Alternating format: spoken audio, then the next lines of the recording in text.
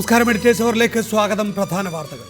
കുറഞ്ഞ വൈദ്യുതി, powerful pumping, സിനിക്കോൺ pumps. UDF മന്ത്രിമാർക്ക് 20 കോടി രൂപ കോഴ കൊടുത്തുവെന്ന് ആവർത്തിച്ച് ബിജു രമേശ്. ക്വാറി ഉടമകളും ബേക്കറി ഉടമകളും മന്ത്രിമാർക്ക് കോടികൾ നൽകി. സത്യം പുറത്തുവരണമെങ്കിൽ കേന്ദ്ര ഏജൻസി 20 കോടി രൂപ ആർക്ക് എങ്ങനെ കൊടുത്തു, എന്ത് ചെലവാക്കി, എങ്ങനെ പോയി എന്നറിയാൻ കേരളത്തിലെ ജനങ്ങൾക്ക് അവകാശമില്ലേ? അതുകൊണ്ടൊരു സെൻട്രൽ ഏജൻസിയെ കൊണ്ട് അന്വേഷിപ്പിക്കണമെന്നാണ് ഞാൻ പറയുന്നത്. ഇപ്പോൾ തന്നെ തെളിവ് നൽകാൻ വെല്ലുവിളിച്ച് ഉമ്മൻചാണ്ടി. ഒത്തുതീർപ്പിന് സർക്കാരും ബാർ ഉടമകളും ശ്രമിക്കുന്നുവെന്ന് പിണറായി.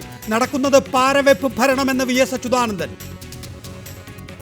നരേന്ദ്രമോദി മന്ത്രിസഭയുടെ ആദ്യ വികസനം നാളെ. മനോഹർ പരീക്കർ അടക്കം 16 പേർ ഉച്ചയ്ക്ക് 1 മണിക്ക് സത്യപ്രതിജ്ഞ ചെയ്യും. ശിവസേന MP-മാർ നാളെ സത്യപ്രതിജ്ഞ ചെയ്യില്ലെന്ന് ഉദ്ധവ് ഠാക്കറെ. ലക്ഷികാന്ത് പർസേക്കർ ഗോവ മുഖ്യമന്ത്രി. പ്രൊഫസർ B ഹൃദയകുമാരിക്ക് സാംസ്കാരിക കേരളത്തിന്റെ അന്ത്യാഞ്ജലി. മൃതദേഹം തിരുവനന്തപുരം ശാന്തി കവാടത്തിൽ സംസ്കരിച്ചു. വിടവാങ്ങിയത് കാൽപ്പനികതയെ മലയാളിക്ക് പരിചയപ്പെടുത്തിയ പ്രതിഭ. സദാചാര ഗുണ്ടായുസത്തിനെതിരെ ദില്ലിയിൽ JNU വിദ്യാർത്ഥികളുടെ ചുംബന സമരം. RSS കാര്യാലയത്തിന് മുൻപിൽ സമരക്കാരെ സംഘപരിവാർ സംഘടനകൾ നേരിട്ടു. സ്ഥലത്ത് സംഘർഷം. അട്ടപ്പാടിയിലെ ശിശുമരണം സർക്കാർ ഗൗരവമായി കാണുന്നുവെന്ന് മുഖ്യമന്ത്രി. സർക്കാരിന് വീഴ്ച പറ്റിയോ എന്ന് അന്വേഷിക്കും. ശിശുമരണം വർദ്ധിക്കുമ്പോഴും അട്ടപ്പാടിയിൽ പദ്ധതികളുടെ നേതൃത്വം. അഴിമതി കേസിൽ അന്വേഷണം നേരിടുന്നവർക്ക്. UDF മന്ത്രിമാർക്ക് 20 കോടി രൂപ കോഴ നൽകിയെന്ന ആക്ഷേപം bar hotel owners association working president Biju Ramesh ആവർത്തിച്ചു. ഇതിനു പുറമെ 10 കോടി രൂപ ക്വാറി ഉടമകൾ കൊടുത്തിട്ടുണ്ട്. നികുതി കുറയ്ക്കാൻ ബേക്കറി ഉടമകൾ 2 കോടി രൂപ നൽകി. മൈദമാവിന് ടാക്സ് ഇല്ലാതാക്കാൻ വടക്കേ ഇന്ത്യൻ ലോബിയും മാണിക്ക് കോടികൾ നൽകിയിട്ടുണ്ടെന്നും ബിജു രമേശ് ആവർത്തിച്ചു. UDF മന്ത്രിമാർക്ക് 20 കോടി രൂപയുടെ കോഴ കൊടുത്തുവെന്ന ആക്ഷേപം ബിജു രമേശ് ആവർത്തിച്ചു.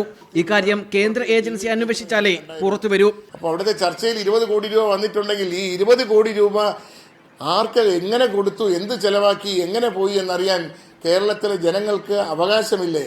അതുകൊണ്ടൊരു സെൻട്രൽ ഏജൻസിയെ കൊണ്ട് അന്വേഷിപ്പിക്കണമെന്നാണ് ഞാൻ പറയുന്നത്. കോഴ ആരോപണത്തിൽ നിന്ന് പിൻവാങ്ങിയെന്ന് പ്രചരിപ്പിക്കുന്നത് വിജിലൻസ് ആണ്. വിജിലൻസിൽ തനിക്ക് വിശ്വാസം നഷ്ടപ്പെട്ടു. ബാർ ഉടമകളിൽ നിന്നും മാത്രമല്ല മന്ത്രിമാർ പണം വാങ്ങിയത്. കോറിക്കാരിന് 10 കോടി രൂപ കൊടുത്തു എന്നാണ് കോറിക്കാർ പറയുന്നത്. അതുപോലെ തന്നെ ബേക്കറിക്കാരന് അവരുടെ ടാക്സ് കുറച്ചു കൊടുക്കാമെന്ന് പറഞ്ഞുകൊണ്ട് 2 കോടി രൂപ വാങ്ങി. അതുപോലെ നോർത്ത് ഇന്ത്യൻ ലോബിയുടെ നിന്നും നമ്മൾ ഏറ്റവും കൂടുതൽ ഉപയോഗിക്കുന്നതാണ് മൈദമാവാണ്.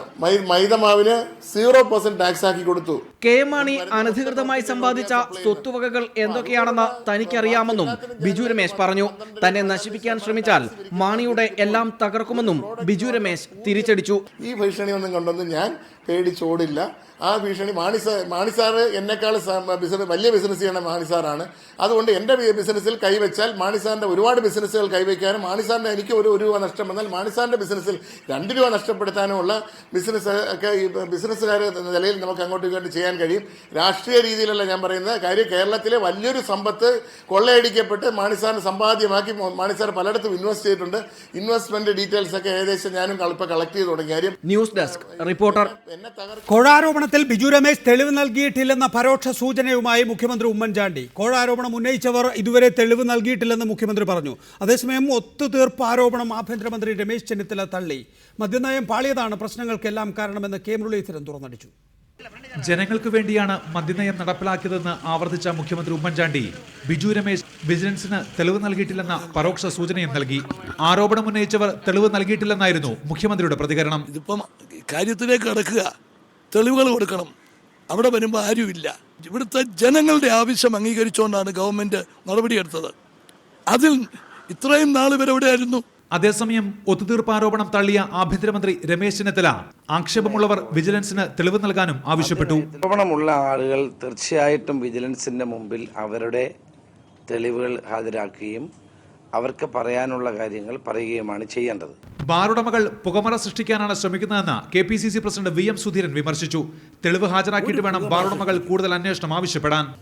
എന്തോ പറഞ്ഞൊരു പുകമറ സൃഷ്ടിക്കുക, അതിൻ്റെ അടിസ്ഥാനത്തിൽ സർക്കാരിനെ ദുർബലമാക്കാൻ ശ്രമിക്കുക, അപകീർത്തിപ്പെടുത്താൻ ശ്രമിക്കുക, അങ്ങനെ ഒരു തരത്തിലുള്ള ബ്ലാക്ക് മെയിൽ തന്ത്രമാണ് അവരുപയോഗിച്ചിട്ടുള്ളത്. ആ ബ്ലാക്ക് മെയിൽ തന്ത്രമാണ് അക്ഷരാർത്ഥത്തിൽ കേരളത്തിൽ പൊളിഞ്ഞിട്ടുള്ളത്. അതേസമയം മദ്യനയം പാളിയതാണ് എല്ലാ പ്രശ്നങ്ങൾക്കും കാരണമെന്ന് തുറന്നടിച്ച കെ മുരളീധരൻ MLA ബാറുടമകളുടേത് ഉണ്ടയില്ലാ വെടിയാണെന്നും അഭിപ്രായപ്പെട്ടു. ഞാൻ ആദ്യമേ പ്രായോഗികമായിട്ടുള്ള സമീപനം സ്വീകരിക്കുക എന്നുള്ള അഭിപ്രായക്കാരനായിരുന്നു ഞാൻ അന്നും ഇന്നും. അങ്ങനെ പറഞ്ഞവരൊക്കെ മദ്യലോബിയുടെ ആൾക്കാരായിട്ട് ചിത്രീകരിക്കാൻ തുടങ്ങിയപ്പോൾ ഞങ്ങളൊന്നും മിണ്ടാതിരുന്നു. കോടതിയിൽ പോകാതെ അന്വേഷണ കമ്മീഷൻ്റെ മുമ്പാകെ ചെല്ലുമ്പോൾ മലക്കം മറിയുകയും പുറത്തു വന്ന് മറ്റൊന്ന് പറയുകയും ചെയ്യും. അതായത് ഉണ്ടയില്ല വെടി വെച്ചുകൊണ്ടിരിക്കുക. News desk reporter. ഈ വിഷയത്തിൽ നമ്മോടൊപ്പം VS സുനിൽകുമാർ, അജയ് തറയിൽ, ഒപ്പം തന്നെ തോമസ് ഉണ്ണിയാടൻ എന്നിവരാണ് വിവിധ സ്റ്റുഡിയോകളിലുള്ളത്. ആദ്യം ശ്രീ അജയ് തറയിൽ, മാണി നികുതി കുറയ്ക്കാൻ വേണ്ടി പണം വാങ്ങാറുണ്ട് എന്നാണ് ഇപ്പോൾ ബിജു രമേശ് ആവർത്തിക്കുന്നത്. ഒന്ന്, ബേക്കറി ഉടമകളിൽ നിന്ന് 2 കോടി രൂപ വാങ്ങി ആ നികുതി കുറയ്ക്കുന്നതിന് വേണ്ടി. മൈദമാവിനെ 0% നികുതിയാക്കുന്നതിന് വേണ്ടി നോർത്ത് ഇന്ത്യൻ ലോബിയിൽ നിന്ന് പണം വാങ്ങി. പണം കൊടുത്താൽ നികുതി പിരിവ് സ്റ്റേ ചെയ്ത് തരും എന്നുള്ള പഴയ ആക്ഷേപം വേറെ. ഇങ്ങനെയൊക്കെ ചെയ്തതുകൊണ്ടാണ് സംസ്ഥാനത്തെ സാമ്പത്തിക പ്രതിസന്ധി ഉണ്ടായത്. ഇങ്ങനെയൊക്കെ ചെയ്തതുകൊണ്ടാണ് വെള്ളക്കരം കൂട്ടേണ്ടി വന്നത്. ഇങ്ങനെയൊക്കെ ചെയ്തതുകൊണ്ടാണ് രജിസ്ട്രേഷൻ ഫീസ് ഈടാക്കേണ്ടി വന്നത്.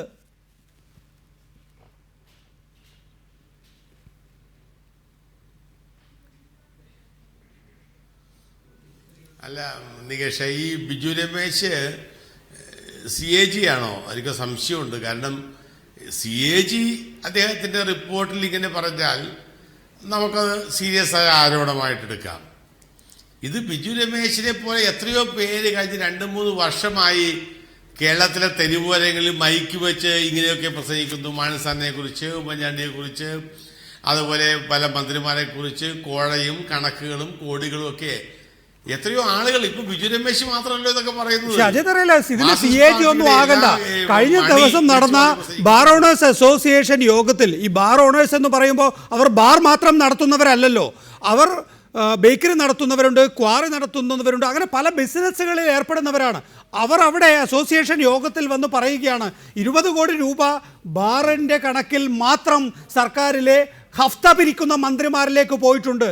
പോരാതെ ഞങ്ങൾ ബേക്കറിക്കാർ 2 കോടി രൂപ കൊടുത്തിട്ടുണ്ട്, ഞങ്ങൾ ക്വാറിക്കാർ 10 കോടി രൂപ കൊടുത്തിട്ടുണ്ട്.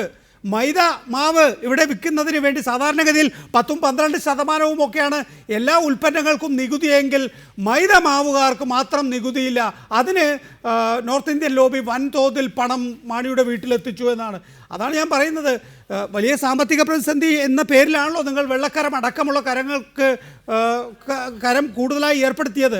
അതൊക്കെ ഇങ്ങനെയാണ് എന്ന് മലയാളികൾ തിരിച്ചറിയുമ്പോൾ വലിയ തോതിൽ നിങ്ങൾ അതിൻ്റെ പ്രത്യാഘാതം നേരിടേണ്ടി വരില്ലേ ശ്രീ അജയ് തറയിൽ? ഒരിക്കലും എന്ന് ഞാൻ പറയട്ടെ, പഴയ കാലമല്ല. ഇപ്പോൾ ഒട്ടനവധി നിയമവ്യവസ്ഥകളുണ്ട്. അഴിമതി ആരോപണം ഉന്നയിക്കാൻ ലോകായുക്തയുണ്ട്, അതുപോലെ കോടതിയുണ്ട്, അതുപോലെ നിരവധി വിജിലൻസ് കമ്മീഷനുണ്ട്, അതുപോലെ എന്തെല്ലാം സംവിധാനങ്ങളുണ്ട്. അവിടെ ഉന്നയിക്കട്ടെ ഇവരൊക്കെ. ഇത് ഓരോ നേതാക്കന്മാരും മൈക്ക് കെട്ടി പ്രസംഗിക്കുമ്പോൾ പറയുന്ന കുറെ കാര്യങ്ങൾ വിളിച്ചു പറയുമ്പോൾ അത് നികേഷെ പോലെ ഇത്ര പരിണിതപ്രജനായ ഒരു പത്രപ്രവർത്തകൻ അത് TV-യിലൂടെ പ്രക്ഷേപണം ചെയ്യുക എന്ന് പറഞ്ഞാൽ എന്തർത്ഥമാണ് ഇതുള്ളത്? ഒരു CAG റിപ്പോർട്ടൊന്നും അല്ലല്ലോ ഇത്. ഒരു വ്യക്തിയുടെ ഒരു തെരുവ് പ്രസംഗം മാത്രമാണിത്. ഇന്നലെ വിജിലൻസിന് മൊഴി നൽകിയത് എന്തൊക്കെയാണ് എന്ന് ഇന്നിപ്പോ ബിജു രമേശ് വെളിപ്പെടുത്തുകയാണ്. ബിജു രമേശ് പറയുന്നത് ഞാൻ പറഞ്ഞ കാര്യങ്ങളൊന്നുമല്ല വിജിലൻസ് എഴുതിയെടുത്തത്. ചില ആളുകളുടെ പേര് പറയുമ്പോൾ ആ പേരുകളൊന്നും ഇവിടെ പറയണ്ട എന്നും പറയുകയാണ്. എന്നിട്ട് പുറത്ത് മാധ്യമങ്ങൾക്ക് ഞാൻ ഒന്നും പറഞ്ഞില്ല എന്ന വിവരം നൽകുക.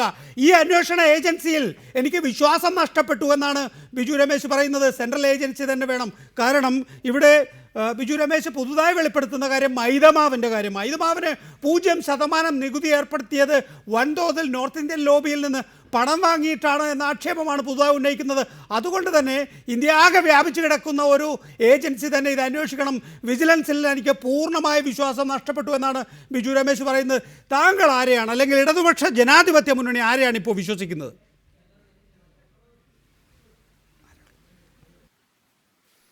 ഞാനൊരു കാര്യം പറയട്ടെ.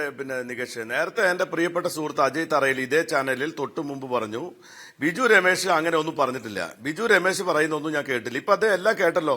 ബിജു രമേശ് മൈദമാവിന്റെ ടാക്സിന്റെ കാര്യത്തിൽ പറഞ്ഞ ആരോപണം അടക്കം അജയ് തറയിൽ കേട്ടല്ലോ. അദ്ദേഹം പറഞ്ഞത് CAG ആണോ എന്ന് അദ്ദേഹം ചോദിച്ചു. ഞാൻ ചോദിക്കട്ടെ, CAG പറഞ്ഞ കാര്യം ഞാൻ ഇനി അജയ് തറയിലോട് പറഞ്ഞു തരാം. 33,000 കോടി രൂപ പിരിച്ചെടുക്കാനുള്ള നികുതി പിരിച്ചെടുക്കാത്ത ഗവൺമെന്റ് ആണെന്ന് പറഞ്ഞത് CAG ആണ്. അതിൽ 9,000 കോടി രൂപയുടെ പിന്നെ കാര്യം കോടതിയിൽ സ്റ്റേ ചെയ്യിപ്പിച്ചിരിക്കുകയാണ്. 23,000 കോടി രൂപ പിരിച്ചെടുക്കേണ്ട നികുതി പിരിച്ചെടുത്തിട്ടില്ല എന്ന് VM സുധീരൻ തന്നെ പത്രപ്രസ്താവനയിൽ പറഞ്ഞ് അങ്ങ് ഓർക്കുന്നുണ്ടാവുമെന്ന് ഞാൻ പ്രതീക്ഷിക്കുകയാണ്. അങ്ങനെ 23,000 കോടി രൂപ പിരിച്ചെടുക്കാതിരുന്നതിന്റെ പിന്നിൽ KM മാണിയുടെ ഓഫീസിൽ നടന്നുകൊണ്ടിരിക്കുന്ന സ്റ്റേ പിന്നെ പോസ്റ്റ് കാർഡ് സ്റ്റേ ആണ് എന്ന ആരോപണം പല കോണുകളിൽ നിന്ന് വരികയാണ്. ഈ നികുതി കൊടുക്കാനുള്ള ആളുകൾ 100 കോടി രൂപ നികുതി കൊടുക്കാനുണ്ടെങ്കിൽ 1 കോടി രൂപ കൊടുക്കേണ്ടവന്റെ കയ്യിൽ കൊടുത്താൽ 99 കോടി അടക്കേണ്ടതില്ല എന്ന നിലയിലേക്ക് കേരളത്തിന്റെ സാമ്പത്തിക സ്ഥിതി എത്തിയത് ഇത്തരത്തിലുള്ള അഴിമതിയിലൂടെയാണ് എന്ന് ഇപ്പോൾ വെളിപ്പെടുകയാണ്. അപ്പൊ കേരളത്തിലെ ജനങ്ങൾ സംശയിച്ചിരുന്നത് എന്തുകൊണ്ടാണ് 33,000 കോടി രൂപ സാമ്പത്തിക പ്രതിസന്ധിയിൽ നിൽക്കുന്ന ഈ ഗവൺമെന്റ് പിരിച്ചെടുക്കേണ്ട നികുതി പിരിച്ചെടുക്കാതെ നിൽക്കുന്നത് എന്തുകൊണ്ടാണ്? ഉദ്യോഗസ്ഥന്മാരില്ലാത്തതുകൊണ്ടാണോ? സംവിധാനം ഇല്ലാത്തതുകൊണ്ടാണോ? അപ്പൊ അവിടെ നടക്കുന്ന നിയമവിരുദ്ധമായ നിലയിൽ പിന്നെ ധനമന്ത്രിയുടെ ഓഫീസുമായി ബന്ധപ്പെട്ടുകൊണ്ട് പോസ്റ്റ് കാർഡ് സ്റ്റേ എന്ന നിലയിലുള്ള സ്റ്റേ പോലും നടന്നുകൊണ്ടിരിക്കുന്നു എന്ന ആരോപണം സംസ്ഥാന വ്യാപകമായിട്ടുണ്ടായതിന്റെ പിന്നിൽ എത്ര കോടിയുടെ അഴിമതി ഉണ്ട് എന്ന് അന്വേഷിക്കണ്ടേ? അപ്പോൾ ഇവിടെ പല ആളുകളും ഇതിനെ അപ്പൊ CAG പറഞ്ഞ റിപ്പോർട്ട് തന്നെ പറയുന്നതിന് അടിസ്ഥാനപ്പെടുത്തിക്കൊണ്ടാണ് ഇപ്പൊ ഞാൻ സംസാരിക്കുന്നത്. ബിജു രമേശ് CAG അല്ല എന്ന് നമുക്കറിയാം, എനിക്കും അറിയാം, താങ്കൾക്ക് എല്ലാവർക്കും അറിയാം. പക്ഷെ അദ്ദേഹം ഉന്നയിച്ചിരിക്കുന്ന ആരോപണങ്ങൾ വെറുതെ പൊതുയോഗത്തിൽ പറയല്ല, ഇതുപോലെ ചാനലിൽ വന്ന് ഉത്തരവാദിത്വത്തോടുകൂടി പത്രസമ്മേളനം നടത്തി അദ്ദേഹം പറയാണ്. ഇതൊക്കെ പറഞ്ഞിട്ട് 9 ദിവസമായി ഇതുപോലെയുള്ള വളരെ ഗുരുതരമായ ആരോപണങ്ങൾ ഉന്നയിച്ചിട്ടും ബഹുമാനപ്പെട്ട അദ്ദേഹത്തോട് ഞാൻ ചോദിക്കുന്നു, നിങ്ങൾ ഈ പിന്നെ കേരള കോൺഗ്രസ്സുകാരും തമ്പുരാന്റെ അടിയല്ല സഹിച്ചുകൂടാത്തത്, തമ്പുരാന്റെ ഓങ്ങലാണ് സഹിച്ചുകൂടാത്തത് എന്ന് പറയുന്ന പോലെ നിങ്ങൾ ഓങ്ങുകയല്ലാതെ ഇവർക്കെതിരെ നടപടി സ്വീകരിക്കാൻ എന്തെങ്കിലും ഒരു നടപടി സ്വീകരിക്കാൻ നിങ്ങൾക്ക് കഴിഞ്ഞിട്ടുണ്ടോ? നിങ്ങൾ അവർക്കെതിരെ ഒരു വക്കീൽ നോട്ടീസ് പോലെ ഇതുപോലെ അയച്ചോ? ഇത് പുതിയ ആരോപണം ഉന്നയിച്ചുകൊണ്ട് നിങ്ങളെ മുൾമുനയിൽ നിർത്താൻ മാത്രം കെൽപ്പ് അവർക്ക് എവിടെ നിന്നുണ്ടായി? അപ്പൊ നിങ്ങൾ രണ്ടു കൂട്ടരും നടത്തിക്കൊണ്ടിരിക്കുന്ന അഴിമതി ആരോപണങ്ങൾ കണ്ട് ഞങ്ങൾ എല്ലാവരും മിണ്ടാതിരിക്കണമെന്നുണ്ട്. ഈ നാട്ടിലെ ജനങ്ങളൊക്കെ വിഡ്ഢികളാണോ? നിങ്ങൾ തമ്മിൽ പരസ്പരം പ്രാഥമികമായ അന്വേഷണം, നിങ്ങളൊരു കാര്യം സോളാർ ജുഡീഷ്യൽ കമ്മീഷന്റെ പ്രാഥമികമായ അന്വേഷണം പൂർത്തിയായപ്പോൾ തന്നെ ഉമ്മൻചാണ്ടി പ്രഥമ ദൃഷ്ട്യ അന്വേഷണ വലയത്തിൽ വരണമെന്ന് ആ ജുഡീഷ്യൽ അന്വേഷണ കമ്മീഷൻ തീരുമാനിക്കുകയും അതുമായി മുന്നോട്ട് പോവുകയും ചെയ്യുകയാണ്. പിണറായി വിജയൻ പറയുന്നത് ഉളുപ്പുണ്ടെങ്കിൽ ഉമ്മൻചാണ്ടി രാജിവെക്കണമെന്നാണ്. അതവിടെ നിൽക്കട്ടെ. രണ്ടാമത്തെ വിഷയം തന്നെയാണ് ഇപ്പോൾ ശ്രീ സുനിൽകുമാർ പറഞ്ഞതുപോലെ ഈ ഗവൺമെൻറ് ഏറ്റവും വലിയ പ്രതിസന്ധി നേരിടുന്നത് നമ്മുടെ നാട്ടിലെ സാമ്പത്തികമായ അച്ചടക്കമില്ലായ്മ കൊണ്ടാണല്ലോ. ഈ സാമ്പത്തികമായ അച്ചടക്കമില്ലായ്മ കൊണ്ട് ഉണ്ടാകുന്ന പ്രത്യാഘാതങ്ങളെക്കുറിച്ച് ബാർ ഉടമകളുടെ അസോസിയേഷൻ്റെ യോഗത്തിൽ ഈ തരത്തിലുള്ള വെളിപ്പെടുത്തലുകൾ വരുന്നു എന്ന് പറയുമ്പോൾ അത് നേരത്തെ ശ്രീ സുനിൽകുമാർ തന്നെ ചൂണ്ടിക്കാണിച്ചതുപോലെ CAG റിപ്പോർട്ടുമായി നമുക്ക് ബന്ധിപ്പിച്ചു നോക്കാം. 23,000 കോടി രൂപയാണ് CAG നമ്മൾ കേരളത്തിൽ ട്രഷറിയിലേക്ക് ലഭിക്കേണ്ടതായിട്ടുണ്ടായിട്ടും അത് പിരിച്ചെടുക്കാതിരിക്കുന്നത്. ഒരുവിധം എല്ലാ സാമ്പത്തിക വിദഗ്ധരും ബജറ്റുമായി ബന്ധപ്പെട്ട ചർച്ചയിലോ അല്ലെങ്കിൽ സാമ്പത്തിക പ്രതിസന്ധിയുമായി ബന്ധപ്പെട്ട ചർച്ചയിലോ വന്ന അഭിപ്രായം പറയുമ്പോൾ അത്ഭുതം കൂറുന്നത് ഞാൻ കണ്ടിട്ടുണ്ട്. എന്തുകൊണ്ട് 23,000 കോടി രൂപ പിരിച്ചെടുക്കുന്നില്ല? എങ്ങനെ പിരിച്ചെടുക്കും ശ്രീ അജയ് തറയിൽ? 100 കോടി രൂപ ഒരാൾ നികുതിയായി നൽകാനുണ്ടെങ്കിൽ മാണിസാറിൻ്റെ വീട്ടിൽ ചെന്ന് 1 കോടി രൂപ കൊടുത്ത 99 കോടി രൂപ അടക്കേണ്ടതില്ലാത്ത അവസ്ഥയിലേക്ക് കാര്യങ്ങൾ ചെന്നെത്തുകയല്ലേ? അതല്ലെങ്കിൽ 23,000 കോടി രൂപ എന്തുകൊണ്ട് പിരിച്ചെടുത്തില്ല എന്നത് സംബന്ധിച്ച് താങ്കൾക്ക് ഇവിടെ വസ്തുതാപരമായി കാര്യങ്ങൾ വിശദീകരിക്കേണ്ടതായി വരും.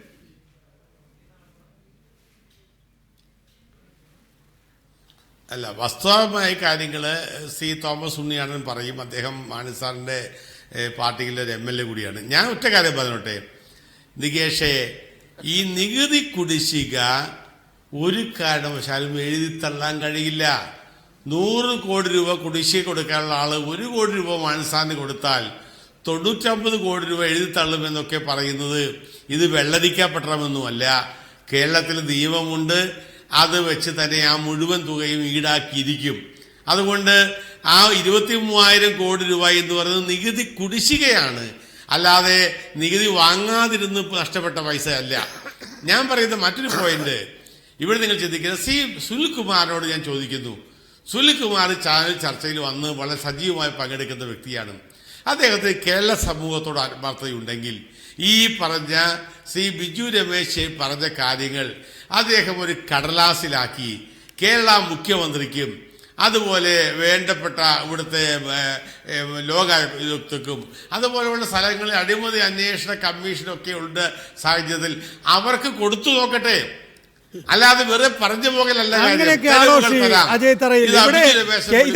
ഇത് കേരളമല്ലേ? അതുകൊണ്ട് അന്വേഷിക്കണം. കേരളത്തില് പ്രതിപക്ഷം ഒരു ആക്ഷേപം ഉന്നയിച്ചാൽ, അല്ലെങ്കിൽ ഒരു ആക്ഷേപം ഒരു സ്വകാര്യ വ്യക്തിയാണ് ഉന്നയിക്കുന്നത് എങ്കിൽ പോലും നിങ്ങളത് കടലാസിൽ എഴുതി ലോകായിട്ട് കൊണ്ടു കൊടുക്കൂ എന്നൊക്കെ പറയേണ്ട വിധത്തിൽ അങ്ങനെയാണോ നമ്മുടെ നാട്ടിൽ കാര്യങ്ങൾ നടക്കേണ്ടത്? ദയവായി തുടരുക. താങ്കളിപ്പോൾ പറഞ്ഞതുപോലെ ശ്രീ ഉണ്ണിയാടൻ, താങ്കൾ ഇതിന് മറുപടി പറയണം. അജയ് തറയലിന് അത് മറുപടി പറയാൻ കഴിയില്ല. കാരണം നിങ്ങൾ വരുത്തിവെച്ച വലിയ പ്രതിസന്ധി നിങ്ങൾ തന്നെ തീർക്കണം, അല്ലെങ്കിൽ നിങ്ങൾ തന്നെ അതിന് മറുപടി പറയണമെന്നാണ് ശ്രീ അജയ് തറയൽ പറഞ്ഞത്.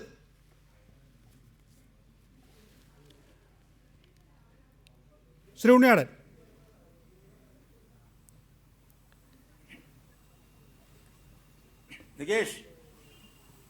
പറയൂ കേൾക്കാം. ഹലോ ശ്രീ ഉണ്ണിയാടൻ പറയൂ, എന്തുകൊണ്ട് 23,000 കോടി രൂപ പിരിച്ചില്ല എന്ന് ശ്രീ അജയ് തറയലിനോട് ചോദിച്ചപ്പോൾ അത് ഉണ്ണിയാടനോട് ചോദിക്കണം എന്നാണ് മറുപടി. 23,000 കോടി രൂപ പിരിഞ്ഞു കിട്ടാനുണ്ട് എന്നൊക്കെ ബഹുമാനിയായ എന്റെ സുഹൃത്ത് ശ്രീ സുനിൽകുമാർ ഇത്ര ആധികാരികമായിട്ട് പറയുന്ന ഒരു സാഹചര്യത്തില് തീർച്ചയായിട്ടും അദ്ദേഹം ഇതിനെക്കുറിച്ച് അന്വേഷിച്ചിട്ടുണ്ടെന്ന് തന്നെയാണ് എന്റെ വ്യക്തമായ ആർക്കും അറിയില്ല എന്നുള്ളതാണ്. കാരണം ഇത് ശ്രീ സുനിൽകുമാർ ചൂണ്ടിക്കാണിക്കുന്നത് നേരത്തെ പറഞ്ഞതുപോലെ ബിജു രമേശിന്റെ വായിൽ നിന്നല്ല, CAG റിപ്പോർട്ടിൽ നിന്നാണ് ശ്രീ ഉണ്ണിയാടൻ. അതുകൊണ്ട് തന്നെ അതിന് സുനിൽകുമാറിനോട് അന്വേഷിക്കണമെന്നോ അല്ല സുനിൽകുമാർ തന്നെ പറയട്ടെ എന്ന് പറയുന്നതിലൊന്നും യുക്തിയില്ല. നിങ്ങൾ പറയണമെന്നാണ് KPCC പറയുന്നത്. ഒരു കാലഘട്ടത്തിലും നമുക്ക് കുടിശ്ശിക ഇല്ലാത്തൊരു കാലഘട്ടം ഉണ്ടായിട്ടില്ല. പലതരത്തിലുള്ള കാരണങ്ങൾ കൊണ്ടാണ് നികുതി കുടിശ്ശിക ഉണ്ടാകുന്നത്. നിരവധിയായ കേസുകൾ കോടതിയിലുണ്ട്, നമുക്ക് എല്ലാവർക്കും അറിയാം. അങ്ങനെ കോടതിയിൽ പോയി സ്റ്റേ വാങ്ങിക്കുന്ന പല ഇതൊന്നും സ്റ്റേ ഇല്ലാത്ത കാര്യമാണ്. സ്റ്റേ ഉള്ളത് അവിടെ കിടക്കട്ടെ. സ്റ്റേ ഇല്ലാത്ത 23,000 കോടി രൂപയെ കുറിച്ചാണ് നമ്മൾ പറയുന്നത്. സ്റ്റേ ഉണ്ട്, ശരിയാണ്. സ്റ്റേ ഒരു യാഥാർത്ഥ്യമാണ്, അത് കോടതികളിൽ നിന്ന് ലഭിക്കുന്ന. മാണി സാർ നേരിട്ട് സ്റ്റേ എന്നതും അവിടെ നിൽക്കട്ടെ. 9,000 കോടിയുടെ സ്റ്റേ ഉണ്ട്, അതുണ്ട്, അത് വേറെയാണ്. മാണി സാറിന് നേരിട്ട് സ്റ്റേ കൊടുക്കുന്നതും അവിടെ നിൽക്കട്ടെ. നിങ്ങൾക്ക് പിരിച്ചെടുക്കാൻ കഴിയുന്ന മാർക്കറ്റിലുള്ള തരാനുള്ള പൈസ അതെന്തുകൊണ്ട് ഉണ്ണിയാടൻ പറയട്ടെ. പിരിച്ചെടുക്കാൻ കഴിയുന്നതിന്റെ പരമാവധി തുക പിരിച്ചെടുക്കുന്നതിന് ഈ ഗവൺമെന്റ് എപ്പോഴും ഗൗരവമായ നടപടി സ്വീകരിച്ചിട്ടുണ്ട്. ഒരു സംശയം വേണ്ട. ചില സാങ്കേതിക വിഷയങ്ങളുടെ അടിസ്ഥാനത്തിൽ, കോടതി വിധിയുടെ അടിസ്ഥാനത്തിൽ, സ്റ്റേ കൊടുത്തതിന്റെ അടിസ്ഥാനത്തിൽ മാത്രമാണ് ഇത്തരത്തിലുള്ള തുക പിരിച്ചെടുക്കാൻ കഴിയാതെ വന്നിട്ടുള്ളത്. സാമ്പത്തികമായിട്ട് പ്രതിസന്ധിയോ പ്രശ്നങ്ങളോ ഈ ഗവൺമെന്റ് കാലഘട്ടത്തിൽ മാത്രമല്ല, എല്ലാ കാലഘട്ടത്തിലും ഉണ്ടായിട്ടുണ്ട്. ഇതിനൊന്നും ഉത്തരമില്ല ശ്രീ ഉണ്ണിയാടൻ താങ്കളുടെ കയ്യിൽ. ഞാൻ താങ്കളിലേക്ക് മടങ്ങിയെത്താം. ശ്രീ അജയ് തറയിൽ, ഇങ്ങനെ ഉത്തരമില്ലാത്ത അവസ്ഥയിലാണ് UDF ഭരണം മുന്നോട്ട് പോയിക്കൊണ്ടിരിക്കുന്നത്. ഇപ്പോൾ ഒരു വകുപ്പിന് KM മാണിയെ കുറിച്ച് മാത്രമാണ് പറഞ്ഞിട്ടുള്ളത്. മറ്റു വകുപ്പുകളിലെ കാര്യമൊക്കെ അറിയാമല്ലോ അല്ലേ? ഇന്ത്യയിൽ നിക്ഷേപം സ്വീകരിക്കാത്ത അല്ലെങ്കിൽ ഹഫ്ത സ്വീകരിക്കാത്ത മന്ത്രിമാർ പോലുമുണ്ട്. മറ്റ് രാജ്യങ്ങളിൽ നിന്ന് പണം വാങ്ങുന്ന ആളുകൾ പോലുമുണ്ട്. അതൊന്നും ഇപ്പോൾ പറഞ്ഞാൽ എവിടെയും എത്തില്ല എന്നുള്ളത് കൊണ്ട് ഞാൻ അതിലേക്കൊന്നും കടക്കുന്നില്ല. ഇവിടെ ഈ ആക്ഷേപത്തെക്കുറിച്ച് ഇപ്പോൾ ആരോപണം ഉന്നയിച്ച ഒരാൾ, നമ്മൾ നേരത്തെ പറഞ്ഞല്ലോ കേരളത്തിലാണ് ജീവിക്കുന്നത്. കേരളത്തിലെ ഒരു ബിസിനസ് നടത്തുന്ന പൗരൻ പറയുകയാണ്, എനിക്ക് ഇങ്ങനെ ഒരു ആക്ഷേപമുണ്ട്. നിങ്ങളൊരു ക്വിക്ക് വെരിഫിക്കേഷൻ നടത്തുന്നു. ക്വിക്ക് വെരിഫിക്കേഷൻ നടത്തി കഴിഞ്ഞതിന് ശേഷം അദ്ദേഹം മൊഴി നൽകുന്നു. മൊഴി നൽകിയപ്പോൾ വിജിലൻസ് ഉദ്യോഗസ്ഥർ വേണ്ടത്ര പറഞ്ഞ കാര്യങ്ങളൊന്നും എഴുതിയെടുക്കുന്നില്ല. ചില പേരുകൾ പറയുമ്പോൾ ആ പേരുകൾ ഇവിടെ പരാമർശിക്കേണ്ടതില്ല എന്ന് പറയുന്നു. എന്നിട്ട് പത്രക്കാരെ വിളിച്ചു പറയുകയാണ്, ഇയാൾ ഞങ്ങൾക്ക് തെളിവൊന്നും നൽകിയില്ല, അയാൾ പറഞ്ഞതിൽ നിന്നൊക്കെ പിൻവാങ്ങി എന്നൊക്കെ. അങ്ങനെയാവുമ്പോൾ നിങ്ങൾ ഉദ്ദേശിക്കുന്നത് എന്താണ്? മറ്റു മേഖലകളിൽ നിന്നുള്ള ആക്ഷേപം ഉന്നയിക്കാൻ ഒരുങ്ങിയിരിക്കുന്നവർ ഇനി ഉന്നയിക്കില്ല എന്നാണോ?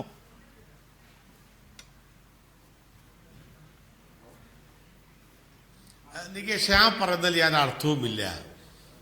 ഒരാള് പൈസ കൊടുത്തിട്ടുണ്ടെങ്കിൽ അല്ലെങ്കിൽ അഴിമതി കോഴപ്പണം കൊടുത്തിട്ടുണ്ടെങ്കിൽ അത് തെളിയിക്കാനും അത് ജനങ്ങളെ മുന്നിൽ ബോധ്യപ്പെടുത്താനും കേരളത്തിലെ സംവിധാനം അനുസരിച്ച് ഒത്തിരി നിയമപരമായ സ്ഥാപനങ്ങളുണ്ട്. വിജിലൻസിന്റെ മുന്നിൽ ഞാൻ കണ്ടു, ബിജു രമേശ് വെറും കൈയോടെയാണ് പോയത്. അദ്ദേഹം വാമൊഴിയായി കുറെ കാര്യങ്ങൾ പറഞ്ഞിട്ടുണ്ടാകാം. ബിജു രമേശിന്റെ കയ്യിലൊരു തെളിവും ഇല്ല. പിന്നെ എങ്ങനെയാണ് നമ്മൾക്ക് പറയാ? ഏതെങ്കിലും ഒരു ചാനലിൽ അദ്ദേഹം പറയട്ടെ, ഏതെങ്കിലും ആളുകളോട് പറയട്ടെ. അദ്ദേഹം വീണ്ടും ഈ ആരോപണങ്ങൾ ആവർത്തിക്കുന്നു എന്ന്. ഞാൻ ബിജു രമേശിനെ കുറിച്ചൊന്നും പറയാൻ പോകുന്നില്ല. അദ്ദേഹത്തിന്റെ വിഷമം കൊണ്ട് അദ്ദേഹം പറഞ്ഞു പോകുന്നതാണ്. ഞാൻ ചോദിക്കുന്നത്, ഇവിടെ ഒരു പ്രതിപക്ഷമുണ്ടല്ലോ, അല്ലെങ്കിൽ ഒത്തിരി ആളുകളുണ്ടല്ലോ, ഏതെങ്കിലും നിയമ വ്യവസ്ഥ അനുസരിച്ചുള്ള സ്ഥലത്ത് ഒരു അഴിമതി ആരോപണവും മാഞ്ഞു പോവുകയില്ല. ആ കോഴ ആരോപണത്തെ കുറിച്ച് ഈ അന്വേഷിക്കാൻ വിജിലൻസ് കഴിയുന്നില്ലെങ്കിൽ അത് വിജിലൻസ് എഴുതി തള്ളിയാൽ അടുത്ത കോടതിയുണ്ട്. ആരാ സുനിലാണോ ബന്ധോ പറയാൻ പോകുന്നത്? ശ്രീ സുനിൽ, നിങ്ങൾക്ക് ഒരു കടലാസിൽ എഴുതി കൊടുത്തൂടെ? സകല കടലാസിൽ എഴുതി കൊടുത്തൂടെ മാത്രമല്ല, ഭരണപക്ഷത്തെ ഭരണപക്ഷത്തെ ഒരു പ്രമുഖനെതിരെ വലിയ ആക്ഷേപം ഉണ്ടായപ്പോ ചത്ത വീട്ടിലല്ല നിലവിളി, നിങ്ങളുടെ വീട്ടിലാണ് നിലവിളി. അല്ല പിന്നെ നികേഷ് ചത്ത വീട്ടിൽ തന്നെ നിലവിളി ഉടനെ വരും. തിങ്കളാഴ്ച ഹൈക്കോടതിയെ സമീപിക്കുകയാണ്, ഒരു സംശയവും വേണ്ട. ഞങ്ങൾ നിയമപരമായി തന്നെ നേരിടാൻ തീരുമാനിച്ചിരിക്കുകയാണ്. അജയ് തറയിൽ പേടിക്കണ്ട, ഞങ്ങൾ നിയമപരമായി തന്നെ ഈ ആക്ഷേപം അന്വേഷിക്കണമെന്ന് ആവശ്യപ്പെട്ടുകൊണ്ട് ഇപ്പോൾ നിങ്ങളുടെ വിജിലൻസ് നടത്തിക്കൊണ്ടിരിക്കുന്ന കള്ളക്കളി അവസാനിപ്പിക്കണമെന്ന് ആവശ്യപ്പെട്ടുകൊണ്ട് നാളെ തിങ്കളാഴ്ച ഹൈക്കോടതിയെ സമീപിക്കും. പിന്നെ ഒരു കാര്യം കൂടെ പറയാം, ഇപ്പൊ ഖജനാവിലെ 23,000 കോടിയുടെ കൊള്ള കൊള്ളയടിച്ചുകൊണ്ടിരിക്കുകയാണ്. അത് മാത്രമല്ല, ഇലക്ട്രിസിറ്റി ബോർഡിന് കുടിശ്ശികയായി വമ്പന്മാർ കൊടുക്കാൻ സാധാരണക്കാരല്ല. ഈ അജയ് തറയിലെ വീട്ടിലോ എന്റെ വീട്ടിലോ ഉണ്ണിയാടിന്റെ വീട്ടിലോ പോലും ഒരു ദിവസം ഇലക്ട്രിസിറ്റി ബില്ല് അടച്ചില്ലെങ്കിൽ ഫീസ് വരും. പക്ഷേ 3,800 കോടി രൂപ കുടിശ്ശിക എടുക്കാണ് KSEB. വാട്ടർ അതോറിറ്റിക്ക് 2,400 രൂപ കുടിശ്ശിക എടുക്കാൻ നിങ്ങൾ എവിടെ പിരിക്കുന്നു? നിങ്ങൾ പിരിക്കുന്നുണ്ടോ? ഇത് മാത്രമല്ല, കേരളത്തിലെ ഗവൺമെന്റുമായി ബന്ധപ്പെട്ടുകൊണ്ട് സർക്കാർ ഉദ്യോഗസ്ഥന്മാരുടെ പൊതുമേഖലാ സ്ഥാപനങ്ങളുടെ ഫണ്ടുകൾ കൈകാര്യം ചെയ്തിരുന്ന ട്രഷറിയിൽ നിന്ന് നിങ്ങൾ പിൻവലിപ്പിച്ച് സ്വകാര്യ ബാങ്കുകളെ ഏൽപ്പിച്ചു കൊടുത്തില്ലേ ആ ഡെപ്പോസിറ്റുകളെല്ലാം?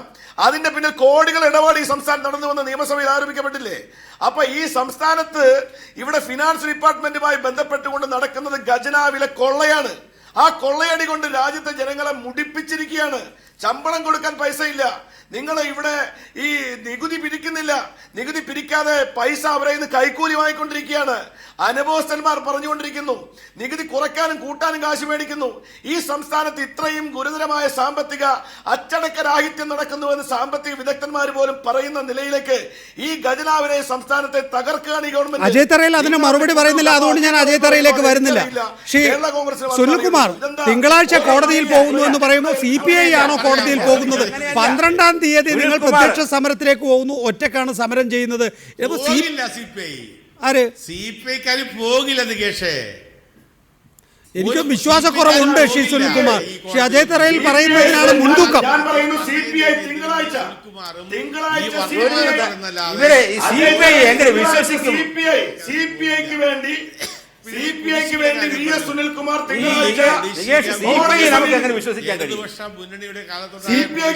CPI ഒന്നും വിശ്വസിക്കാൻ കഴിയില്ല ശ്രീ സുനിൽകുമാർ. ഒന്ന് കണ്ണുരുട്ടിയാൽ CPM ഒന്ന് കണ്ണുരുട്ടിയാൽ സുനിൽകുമാർ മൂത്രമൊഴിച്ചു പോകില്ലേ?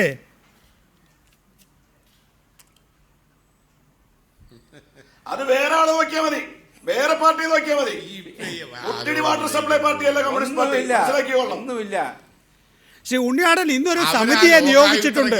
CF തോമസ് ആണ് ആ സമിതിയുടെ അധ്യക്ഷൻ. PC ജോർജ് ആ സമിതിയിൽ ഇല്ല.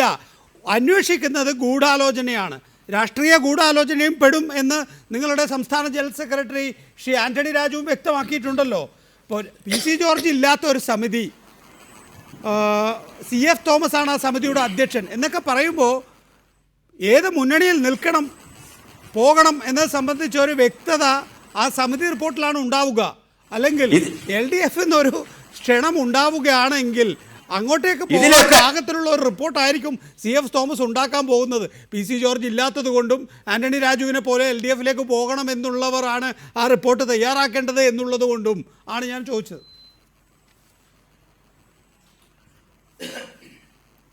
ഇതിലൊന്നും ഒരു ആശങ്ക വേണ്ട. കേരള കോൺഗ്രസ് പാർട്ടിയുടെ കമ്മിറ്റി കൂടി എടുത്ത തീരുമാനപ്രകാരം പാർട്ടി നേതൃത്വം ചുമതലപ്പെടുത്തുകയും അവർ സമിതിക്ക് രൂപം കൊടുക്കുകയും ചെയ്തിരിക്കുകയാണ്. ഇവിടെ ഈ സമിതിയിൽ പെട്ടിരിക്കുന്ന എല്ലാവരും മിടുക്കന്മാരും പ്രഗത്ഭന്മാരുമാണ്. നിഷ്പക്ഷമായി കാര്യങ്ങൾ വിലയിരുത്താൻ അറിയാവുന്ന ആളുകളാണ്. ഒരു ചായവും ഇല്ലാതെ വളരെ വ്യക്തമായി അവർ റിപ്പോർട്ട് നൽകും. ആ റിപ്പോർട്ടിന്റെ അടിസ്ഥാനത്തിൽ ഞങ്ങൾ വേണ്ട നടപടികൾ സ്വീകരിക്കും. അതിൽ ആര് പെട്ടിട്ടുണ്ട് ആര് പെട്ടിട്ടില്ല എന്നുള്ളതല്ല ഒരു രാഷ്ട്രീയ പാർട്ടി സംബന്ധിച്ചിടത്തോളം പ്രസക്തമായ കാര്യം. ആ സമിതിയുടെ വിശ്വാസ ശക്തമാണ്, അതിന് സംശയം വേണ്ട. ഇവിടെ ബഹുമാനിയായ സുനിൽകുമാർ ഒരുപാട് ആരോപണങ്ങൾ വെക്കുന്നുണ്ടല്ലോ നികുതി പിരിക്കാത്തതിനെ കുറിച്ചൊക്കെ. അദ്ദേഹം ഒരു കണക്ക് ഇങ്ങോട്ട് വിളമ്പുകയാണ്. അദ്ദേഹത്തിന് ഈ കാര്യത്തെ സംബന്ധിച്ചിടത്തോളം അദ്ദേഹത്തിന് ശക്തമായ നിലയിൽ ഈ കാര്യം ഉന്നയിച്ചുകൊണ്ട് അദ്ദേഹത്തിന് ആരോപണം ഉന്നയിച്ചുകൊണ്ട് അദ്ദേഹത്തിന് മുന്നോട്ട് പോകാമല്ലോ, ഒരു പരാതി എഴുതി കൊടുക്കാമല്ലോ. സുനിൽകുമാർ MLA ഹൈക്കോടതിയെ സമീപിക്കാൻ പോകുമെന്ന് ബിജു രമേശ് ആവർത്തിച്ച് പറയുന്നത് അതാണ്. കോൺഗ്രസോ അല്ലെങ്കിൽ CPM-ഓ അല്ലെങ്കിൽ ഇനി BJP ആണ് എങ്കിൽ പോലും ഈ പരാതി ആര് ഉന്നയിച്ചു പോകുന്നു അവർക്ക് സഹായം ലഭിക്കുമെന്ന് ബിജു രമേശിന് സുനിൽകുമാറിന് എന്തായാലും ബിജു രമേശിന്റെ സഹായം ഉണ്ടാകുമെന്ന കാര്യത്തിൽ തർക്കമില്ല. ശ്രീ അജയ് തറയിൽ, ഞാൻ നേരത്തെ CF തോമസ് കമ്മിറ്റിയെക്കുറിച്ച് പറഞ്ഞത് വെറുതെ പറഞ്ഞതല്ല. CF തോമസിന്റെ കമ്മിറ്റി എന്ന് പറയുമ്പോൾ മാണി സാർ എഴുതി കൊടുക്കാൻ പോകുന്ന റിപ്പോർട്ടാണ് CF തോമസ് മുന്നോട്ട് വെക്കാൻ പോകുന്നത്. അതെന്തായിരിക്കും? സ്വാഭാവികമായും അടുത്ത കുറേ ദിവസങ്ങളിൽ നടക്കാൻ പോകുന്ന ചർച്ച UDF-ൽ നിൽക്കണോ അതോ LDF-ലേക്ക് പോകണമെന്ന് ഈ സുനിൽകുമാർ അങ്ങനെ പലതും പറയും, അല്ലെങ്കിൽ CPI അങ്ങനെ പലതും പറയും. ഞങ്ങൾ മാണിയെ എടുക്കില്ല, കോണിയെ എടുക്കില്ല എന്നൊക്കെ പറയും. എങ്കിൽ പോലും ഇന്നത്തെ നിലയിൽ കോൺഗ്രസും കേരള കോൺഗ്രസും ഒന്നിച്ച് മത്സരിക്കുകയാണെങ്കിൽ പ്രാദേശിക തലത്തിൽ തമ്മിലടിക്കും എന്നുള്ള കാര്യത്തിൽ തർക്കമില്ലല്ലോ. ഇപ്പോൾ കേരള കോൺഗ്രസിൻ്റെയാണ് MLA എന്ന് വിചാരിക്കുക, കോൺഗ്രസ്സുകാർ അയാൾക്കെതിരെ വോട്ട് ചെയ്യും എന്നതുപോലെ കോൺഗ്രസിൻ്റെയാണ് MLA എന്ന് വിചാരിക്കുക, കേരള കോൺഗ്രസ് എതിരായി വോട്ട് ചെയ്യും. അതുകൊണ്ട് ഈ മുന്നണിയിൽ നിന്ന് കഴിഞ്ഞാൽ പരസ്പരം പോരടിച്ച് തീരാനുള്ളതേ ഉള്ളൂ രണ്ടുപേരുടെയും സാധ്യതകൾ. അതുകൊണ്ട് തന്നെ LDF എന്ന ആശയം അവർ കാര്യമായി ഗൗനിക്കും. അതിനുവേണ്ടിയാണ് CF തോമസ് കമ്മിറ്റി.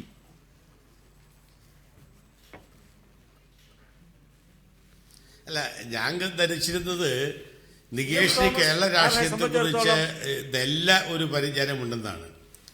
പക്ഷെ ഇപ്പോൾ മനസ്സിലായി ഈ കേരള കോൺഗ്രസും കോൺഗ്രസ് തമ്മിലുള്ള ബന്ധത്തെക്കുറിച്ച് നികേഷ് ഒന്നും അറിയില്ല എന്ന്.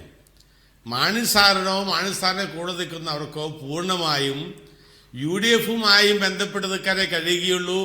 അവർ UDF-ൽ തന്നെ നിൽക്കുകയുള്ളൂ, ഒരു തർക്കവും വേണ്ട. ഈ അന്വേഷണ കമ്മീഷൻ വെച്ചിരിക്കുന്നത് ഞാൻ കഴിഞ്ഞ ദിവസം നികേഷിന്റെ ചർച്ചയിൽ പറഞ്ഞില്ലേ, PC ചോദ്യത്തെ കുറിച്ച് അന്വേഷിക്കാനാണ്. അതിലെ രാഷ്ട്രീയ ഗൂഢാലോചനയെ കുറിച്ച് അന്വേഷിക്കുമ്പോൾ അതും വരും. അതുകൊണ്ടാണ് PC ചോദ്യത്തെ ഒരു പാർട്ടി കമ്മിറ്റി ആ പാർട്ടിയിലെ ആളുകളെ കുറിച്ച് അന്വേഷിക്കാൻ വെക്കുന്ന കമ്മിറ്റിയിൽ ആ വ്യക്തികളെ വെക്കാത്തത് പോലെ തന്നെയാണ് PC ചോദ്യം വെക്കാത്തത്. തോമസ് ഉണ്ണിയാടൻ പറയൂ, മറുപടി പറയൂ, അതിനൊന്നും അധിക സമയം കാത്തിരിക്കരുത്, അത് തീരാൻ കാത്തിരിക്കരുത്. അതുകൊണ്ടാണ് ഈ കാര്യത്തിൽ അജയ് തറയിൽ പറയുന്ന കാര്യത്തോട് എനിക്ക് ഞാൻ പറയുന്നത് തോമസ് സാറിനെ സംബന്ധിച്ചിടത്തോളം ഇപ്പോൾ ഡെപ്യൂട്ടി ചെയർമാനാണ്, മുൻ മന്ത്രിയാണ്, അഴിമതിരഹിതനായ ഒരു വ്യക്തിയാണ്. അദ്ദേഹത്തെ നിഷ്പക്ഷമായ അന്വേഷണം, അദ്ദേഹത്തിന്റെ സമിതി നിഷ്പക്ഷ അന്വേഷണം നടത്തും. ഇത് ആരെയെങ്കിലും പ്രത്യേകമായിട്ട് ഒഴിവാക്കിയതല്ല. പാർട്ടിയെ സംബന്ധിച്ചിടത്തോളം പാർട്ടിയുടെ തീരുമാനപ്രകാരമാണ് ഇന്ന ആളുകളെ വെച്ചിട്ടുള്ളത്. PC ജോർജിനെ സംബന്ധിച്ചിടത്തോളം ഞങ്ങളുടെ പാർട്ടിക്ക് യാതൊരു തരത്തിലുള്ള അഭിപ്രായ വ്യത്യാസമില്ല, അദ്ദേഹത്തെ ഞങ്ങൾക്ക് ഒരു വിശ്വാസക്കുറവുമില്ല. അദ്ദേഹത്തെ സംബന്ധിച്ചിടത്തോളം കാര്യങ്ങളിൽ അദ്ദേഹം പറയുന്ന കാര്യങ്ങളെ സംബന്ധിച്ച് പക്ഷേ അജയ് തറയിൽ പറയുന്നതിനാണ് യുക്തി. അജയ് തറയിൽ പറയുന്നത് സാധാരണഗതിയിൽ ഇത്തരത്തിലുള്ള ആരോപണങ്ങൾ അന്വേഷിക്കുന്നില്ല. ശ്രീ ഉണ്ണിയാടൻ, ഇങ്ങനെയുള്ള ആക്ഷേപങ്ങൾ ഇപ്പോൾ രാഷ്ട്രീയ ഗൂഢാലോചന എന്നുള്ളത് നേരത്തെ നിങ്ങൾ തള്ളിക്കളഞ്ഞതാണല്ലോ. PJ ജോസഫ് ആണല്ലോ വാർത്താ സമ്മേളനത്തിൽ പറഞ്ഞത്, ഞങ്ങൾ രാഷ്ട്രീയ ഗൂഢാലോചന എന്നൊന്നും പറയുന്നില്ല, ഗൂഢാലോചന എന്നേ പറയുന്നുള്ളൂ, അത് ഞങ്ങൾക്ക് തന്നെ ബോധ്യമാകണമെന്ന് ശ്രീ KM മാണി കൂട്ടിച്ചേർക്കുകയും ചെയ്യുന്നു. അവിടെയാണ് അജയ് തറയിലിൻ്റെ യുക്തിയും. അതായത് ഇപ്പം രാഷ്ട്രീയ ഗൂഢാലോചന UDF-ൽ നിന്നോ അല്ലെങ്കിൽ LDF-ൽ നിന്നോ ഈ വിഷയത്തിൽ മാണിക്കെതിരെ ഉണ്ടായി എന്നാണ് കേരള കോൺഗ്രസ് M വിശ്വസിക്കുന്നത് എങ്കിൽ സ്വാഭാവികമായും വിജിലൻസിനോട് അതുകൂടി അന്വേഷിക്കാൻ മാണി സാറിന് ആവശ്യപ്പെടാമായിരുന്നു. മുഖ്യമന്ത്രി അത് ആവശ്യപ്പെടുകയും ചെയ്തു. അങ്ങനെയാണെങ്കിൽ അവർ ഉന്നയിക്കുകയാണെങ്കിൽ അതുകൂടി വിജിലൻസിനെ കൊണ്ട് അന്വേഷിപ്പിക്കാമെന്ന്. നിങ്ങളങ്ങനെ വിജിലൻസിനെയോ അല്ലെങ്കിൽ മറ്റേതെങ്കിലും ഏജൻസിയെ കൊണ്ടോ ഇത് അന്വേഷിപ്പിക്കണമെന്ന് പറഞ്ഞില്ലല്ലോ. നിങ്ങൾ CF തോമസ് കമ്മിറ്റി സാധാരണഗതിയിൽ അജയ് തറയിലിനെ പോലൊരു രാഷ്ട്രീയ നേതാവിന് അത് വ്യക്തമായി അറിയാം. സാധാരണഗതിയിൽ ഒരു പാർട്ടി കമ്മിറ്റി ഉൾപാർട്ടി പ്രശ്നങ്ങൾ, പാർട്ടിക്കുള്ളിൽ നിന്ന് തന്നെയുള്ള പാരവെപ്പ്, ആ കാര്യങ്ങൾ അന്വേഷിക്കുന്നതിനാണ് പാർട്ടി സമിതി. മറ്റ് കാര്യങ്ങൾ, പാർട്ടിക്ക് പുറത്തുള്ള കാര്യങ്ങൾ, ഇപ്പോൾ ബിജു രമേശിൻ്റെ വീട്ടിൽ ചെന്ന് റെയ്ഡ് നടത്താനോ ബിജു രമേശിൻ്റെ മൊഴിയെടുക്കാനോ ഈ പാർട്ടി സമിതിക്ക് കഴിയില്ലല്ലോ. അതുകൊണ്ട് തന്നെ PC ജോർജിനെ കുറിച്ചോ അല്ലെങ്കിൽ മറ്റേതെങ്കിലും നേതാവിനെ കുറിച്ചോ അന്വേഷിക്കാനാണ് പാർട്ടി സമിതി എന്ന് അജയ് തറയിൽ പറയുന്നതിലാണ് യുക്തി.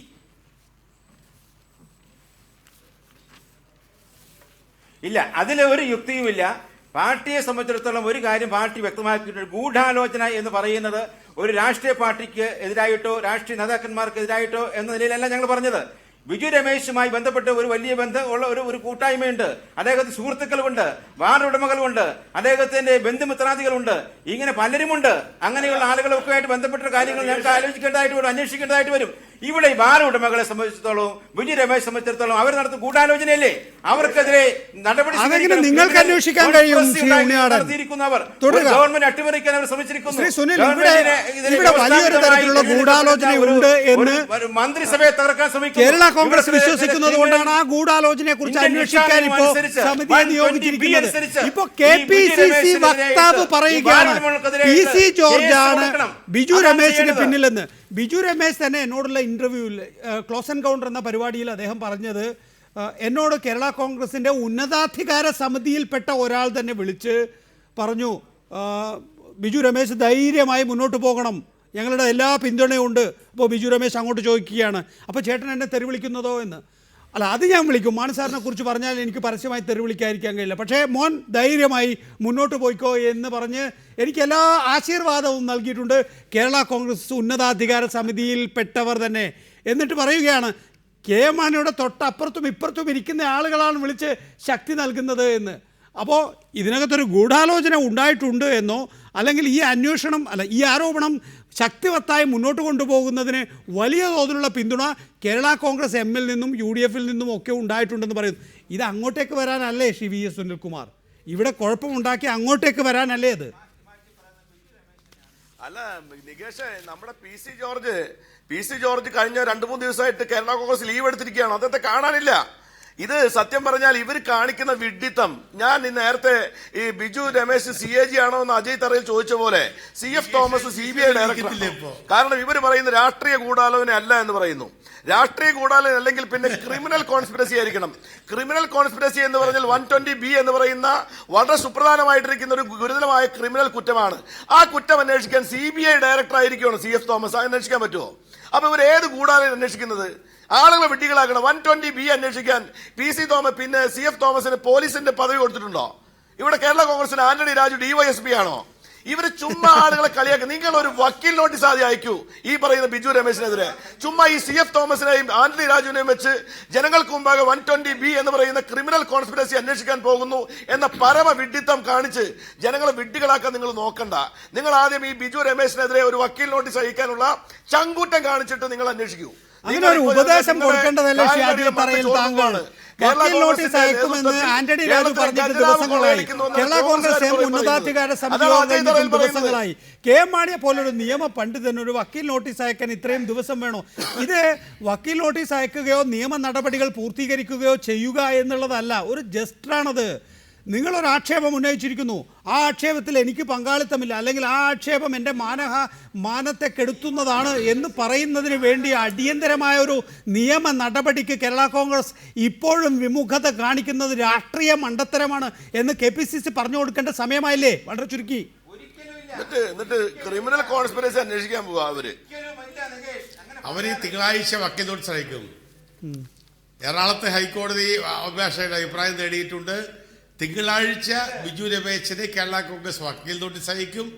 അതിനകത്ത് തർക്കം വേണ്ട. ശ്രീ ഉണ്ണിയാടനോട് വിനയപുരസ്ഥ ഞാൻ ഒരു കാര്യം പറയാൻ ആഗ്രഹിക്കുന്നത്, ഞാൻ ഒരു 3-4 ദിവസം മുമ്പ് ഇതേ ചാനലിൽ ചർച്ചയിൽ പറഞ്ഞിരുന്നു, ഈ കോൺഗ്രസിലെ ഉമ്മൻചാണ്ടിയെയും A ഗ്രൂപ്പിനെയും ശ്രീ PC ജോർജ് ഈ ആരോപണം ഉന്നയിച്ചപ്പോൾ ഈ ആരോപണത്തിന്റെ പിന്നിൽ PC ജോർജ് ആണ് എന്ന് പറഞ്ഞിരുന്നു.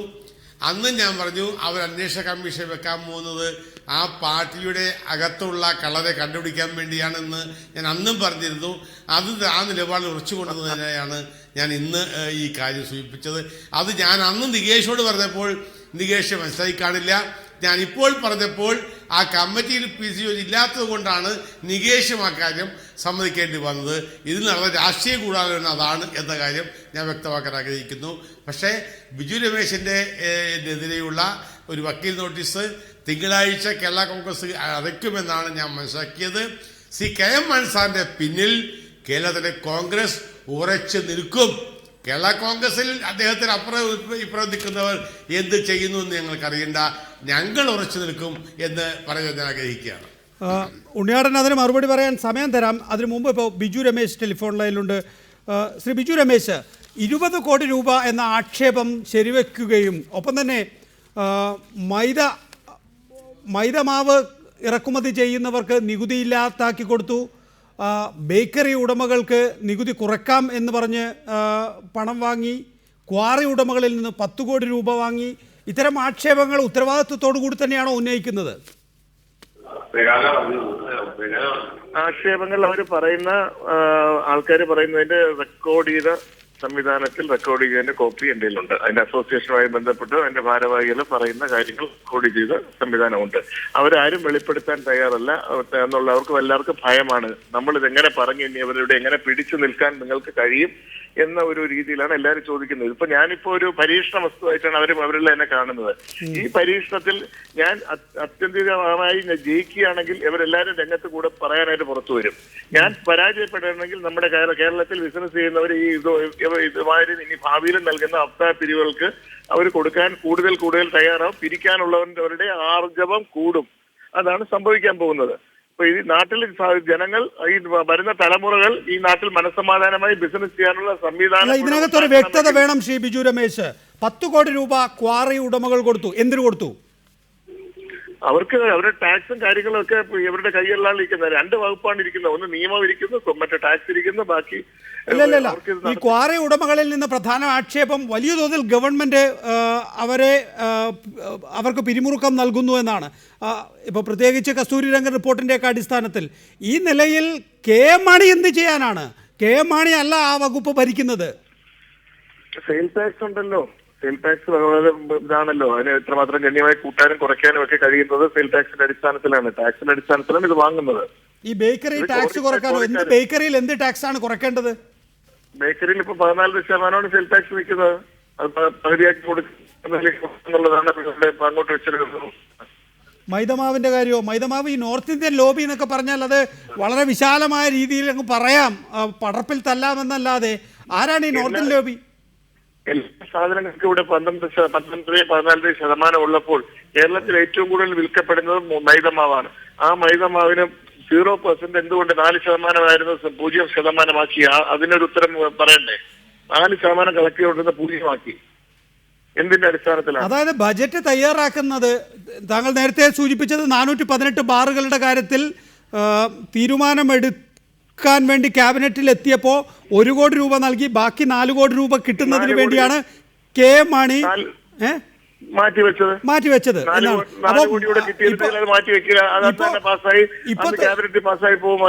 ഇപ്പൊ താങ്കൾ പറയുന്നത് മാണി സാറ് ബജറ്റ് എഴുതുന്നത് പോലും ആരൊക്കെ പണം തന്നു എന്നതിന്റെ അടിസ്ഥാനത്തിലാണ്. ഇത് ഞങ്ങളുടെ ഇതിലെ ചർച്ചയിൽ തന്നെ ഉരുത്തിരിഞ്ഞു വന്ന കാര്യങ്ങളാണ് പറഞ്ഞത്. ഇതിന്റെ ഈ നമ്മുടെ അസോസിയേഷന്റെ സംസ്ഥാന എക്സിക്യൂട്ടീവിലുള്ള പല ബാർ ഹോട്ടലുകൾ നടത്തുന്നവർക്ക് കോറിയുമായി ബന്ധമുണ്ട്, ബേക്കറി അസോസിയേഷനിലുള്ളവരുണ്ട്, സ്വർണ്ണ കച്ചവടം നടത്തുന്നവരുണ്ട്, ടെക്സ്റ്റൈലുമായിട്ട് ബന്ധമുള്ളവരുണ്ട്. ഇവരെല്ലാം ഈ അസോസിയേഷൻ അവർക്കെല്ലാം ഹോട്ടലുമായിട്ട് ബന്ധമുള്ളവരുണ്ട്. ഇവരുടെയൊക്കെ പ്രശ്നങ്ങൾ അവിടെ വളരെ ഗുരുതരമായ ആക്ഷേപങ്ങളും കാര്യങ്ങളൊക്കെ അവിടെ ഉയർന്ന കാര്യങ്ങളിൽ നിന്നാണ് ഞാൻ ഇത് പറയുന്നത്.